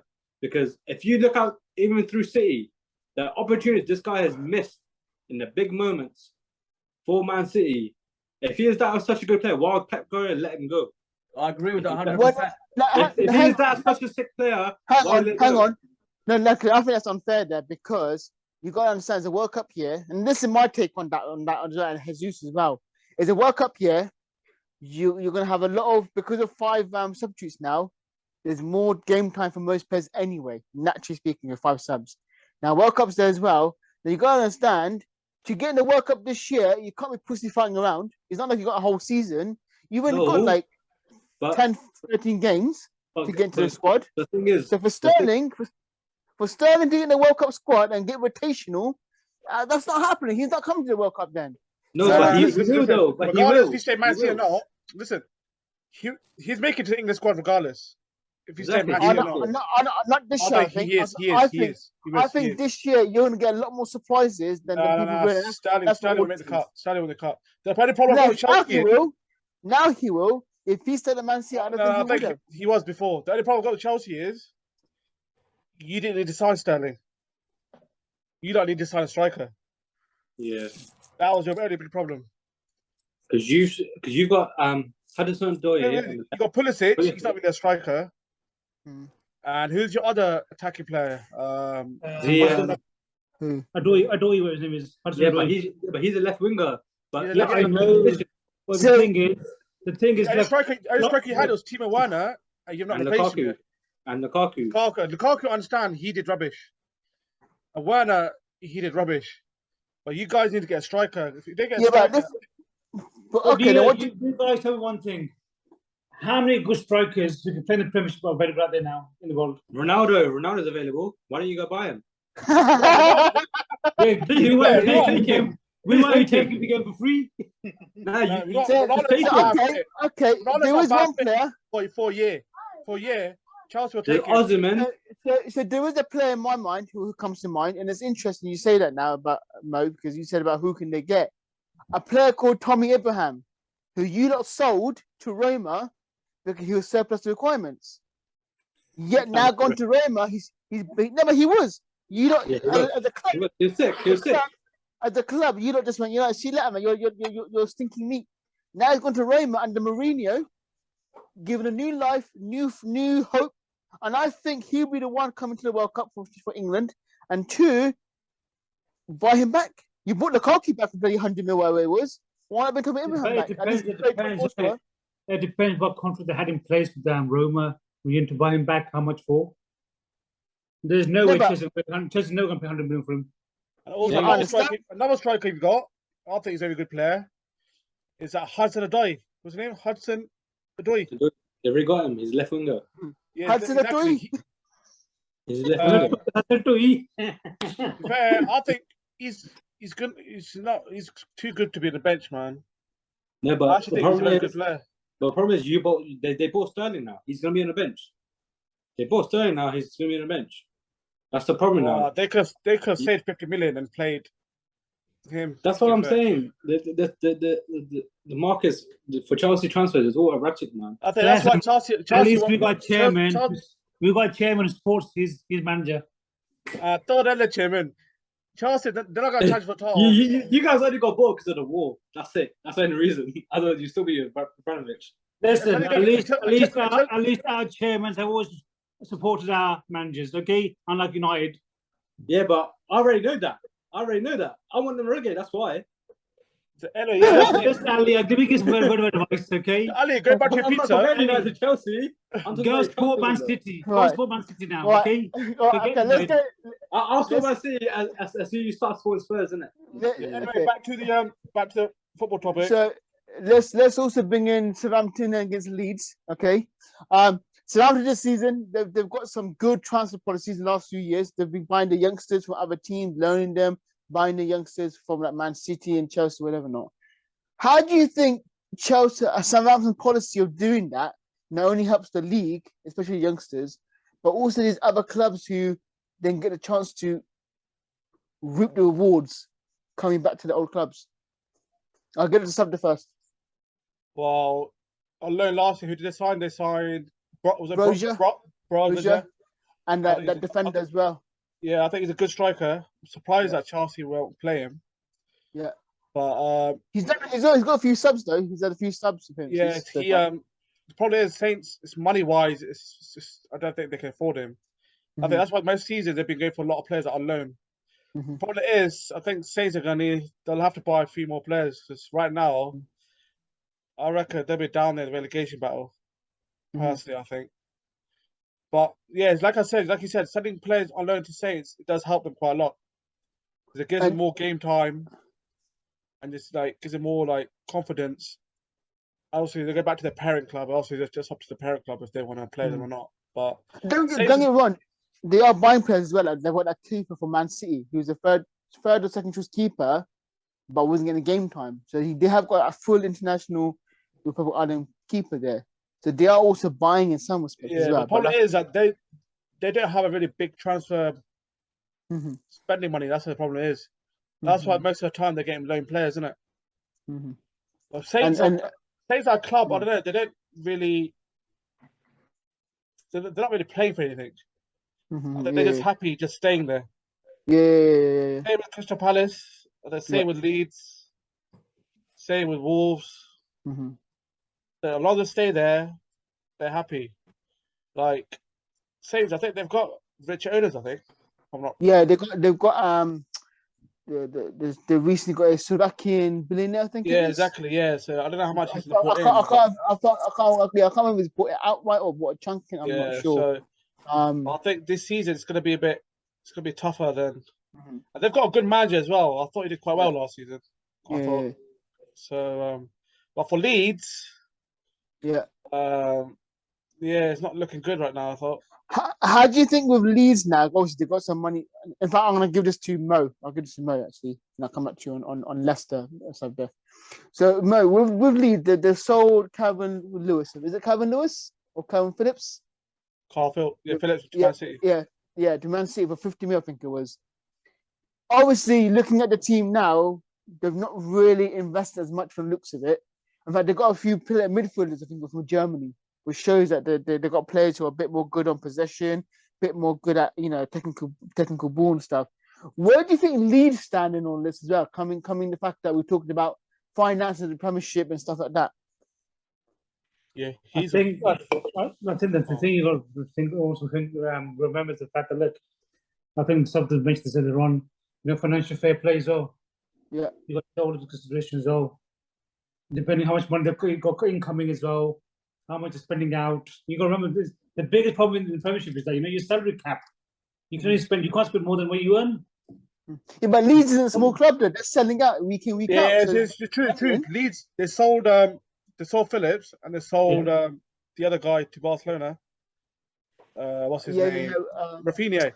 Basically, what they said, the money that they made from those two, they basically paid off their stadium debt. Okay. So basically, they've got no money really, basically, to spend. Yeah, but I still feel this team that they have at the moment, I still feel this is Bielsa's team still. Yeah. They might change it to it. And look, Bielsa they still see as a god there. Okay.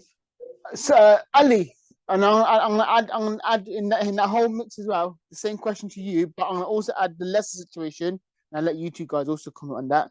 With Leicester now, obviously they've got, I think it was 100 million or 200 million debt they've got now. Okay. They're not selling their one.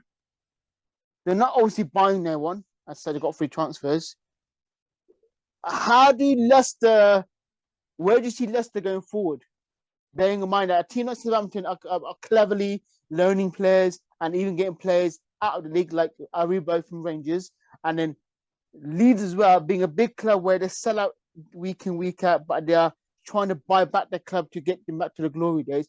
How do you think Leicester fits in all this? I think with Leicester, I think they're gonna be bottom half of the table definitely because of the lack of signings. But bear in mind that they've got players that are still quality to be in top 10 though. So you still think they're bottom half. But the thing is, they've got the quality, but every manager they're gonna know that how they're gonna play. If you've got the same players playing every year or 2 seasons, they know how they're gonna play. They know what the tests are gonna be. And that's why you bring new players in, because it freshens up the squad. It challenges each player to get in the starting 11. If there's no challenge there, they're all just going to play this. They all know they're going to get picked regularly. There's no challenge for them. And on top of that, no signings, which will bring the morale a bit down because they probably want new signing players. But if there's no new signing, they're going to think, okay, we got to work it ourselves. But the problem is, they lost Schmeichel, who's their captain. That's a massive blow. That's a massive blow. That figure in the training ground, in the locker room, someone like that. I was surprised. I was shocked that he went. Yeah. And for free as well. And for free. Exactly. And then if you think about it, that Leicester 2016 winning team is almost gone. Yeah, of course. You hear me? I think it's Vardy and who else is it? One more player, I think it is. But that's it. That's left. Yeah. Everyone else is gone. Yeah, so I think that Kasper Schmeichel, I think there's more to it why he left. I think there's something personal reasons. I think it was I can't remember. I read it in an article. There's a reason why. I'll check now, but there's a reason why he left. That's why?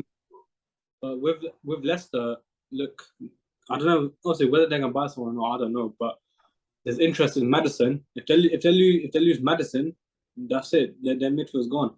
You got Ndidi there that some other clubs want. They got a few other players that people want. If they start selling them, that's it. You can see them in a relegation battle. So okay then. So Ali, for you then, here's a question for you. We talked about striker. We talked about transfer policies. A possible move on the cards for United is Jamie Vardy.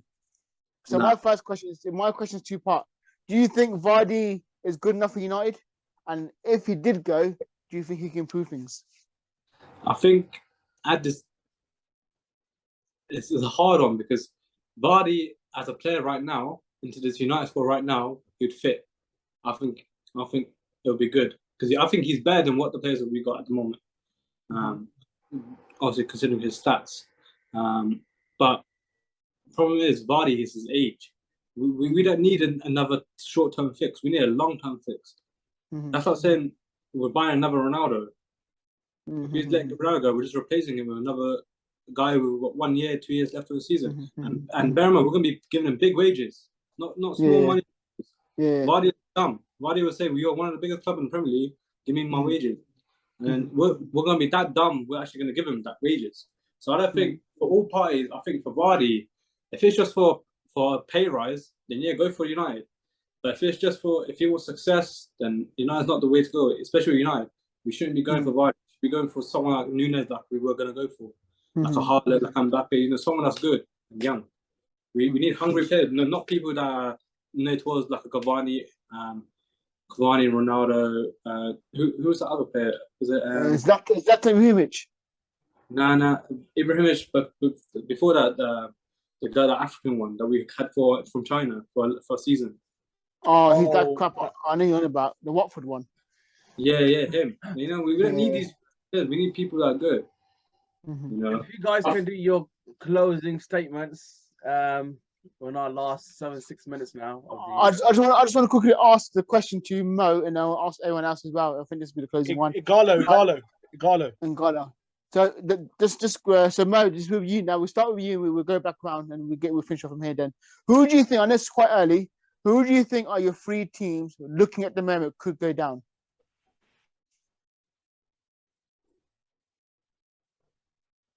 If United carry on with the way they're playing, they're going to be one, personally. But I don't think they will be. But I'm saying they are contenders to go down.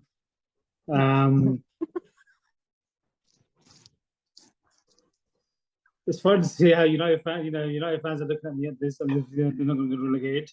But anyway, he's joined the hooligan camp. Sorry. Okay. So United. Okay, go on. So United's 50-50. That's what I'm going to say. Okay, so give me your 3 that you feel are more likely then. Who's at the bottom? I don't know who's there at the moment. No, but in general, but based on what we've spoken so far, because obviously this is the first episode, and it's only 2 games in. Who do you think so far are looking like possible relegation? Okay, you think about it. Safdar, who are your 3? I think it's going to be Leeds. Yeah. Brighton. Yeah. I think Fulham's going to go down as well. I think. Okay. I think Forest might just stay up. I just think because they've signed quite a lot of players. Yeah. They've got a lot of squad rotation, so they can afford to have players rested. And with Leeds, they don't really have a big squad. I see they're struggling. Like last season, mate, they're just about a 92nd minute winner. Yeah, that's what. Yeah, I mean, so exactly. So I think, obviously, with Rafinha gone and Phillips, 2 big players, I think they're gonna. And Brighton, I know they've had a big win against United, but I just think they've got a very good manager. But financially, as a club, I don't think they've got money to buy. So again, I think they were another club as well, which the money that they got from the player they sold, I think they had to pay off their stadium. Yeah. Okay. So that's fine. They're the 3 clubs I think will go down. Okay. So Ali, yours, make it quick as well because you took a lot over time as well. Your main night situation. So I want to pin you down for 3 straight clubs. What are your 3? Even though I want United to go down, I don't think they will go down. But I reckon, the first team that will go down probably Everton. Yeah. Only because of the lack of signing that they've got and the way they're playing. Leicester again, same reason, lack of signings. And the last one, I believe Nottingham Forest will probably go back down. Only because on the basis of bringing in a lot of players, it can be good and bad because you got to think about these players need to gel. If these players don't gel together, then you sign these 11 players are a waste of money and waste of time. Okay. So because that's basically a whole new squad. The amount of players. Yeah. So yeah, okay. That's my prediction so far. Cool.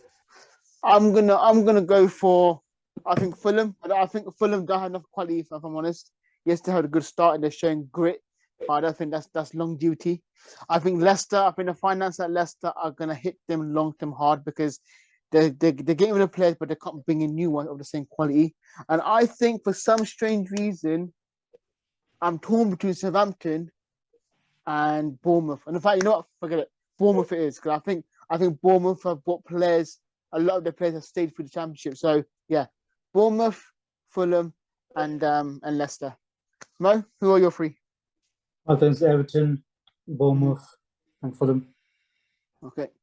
Mo, so who are your three? He's non-existent at the United defense. For me, it's gonna be Nottingham Forest.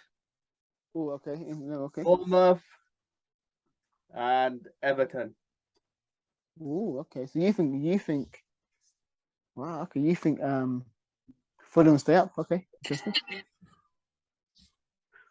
All right then. So on that note, thank you guys. Thank you for taking your time, and hopefully we see you in Game 3.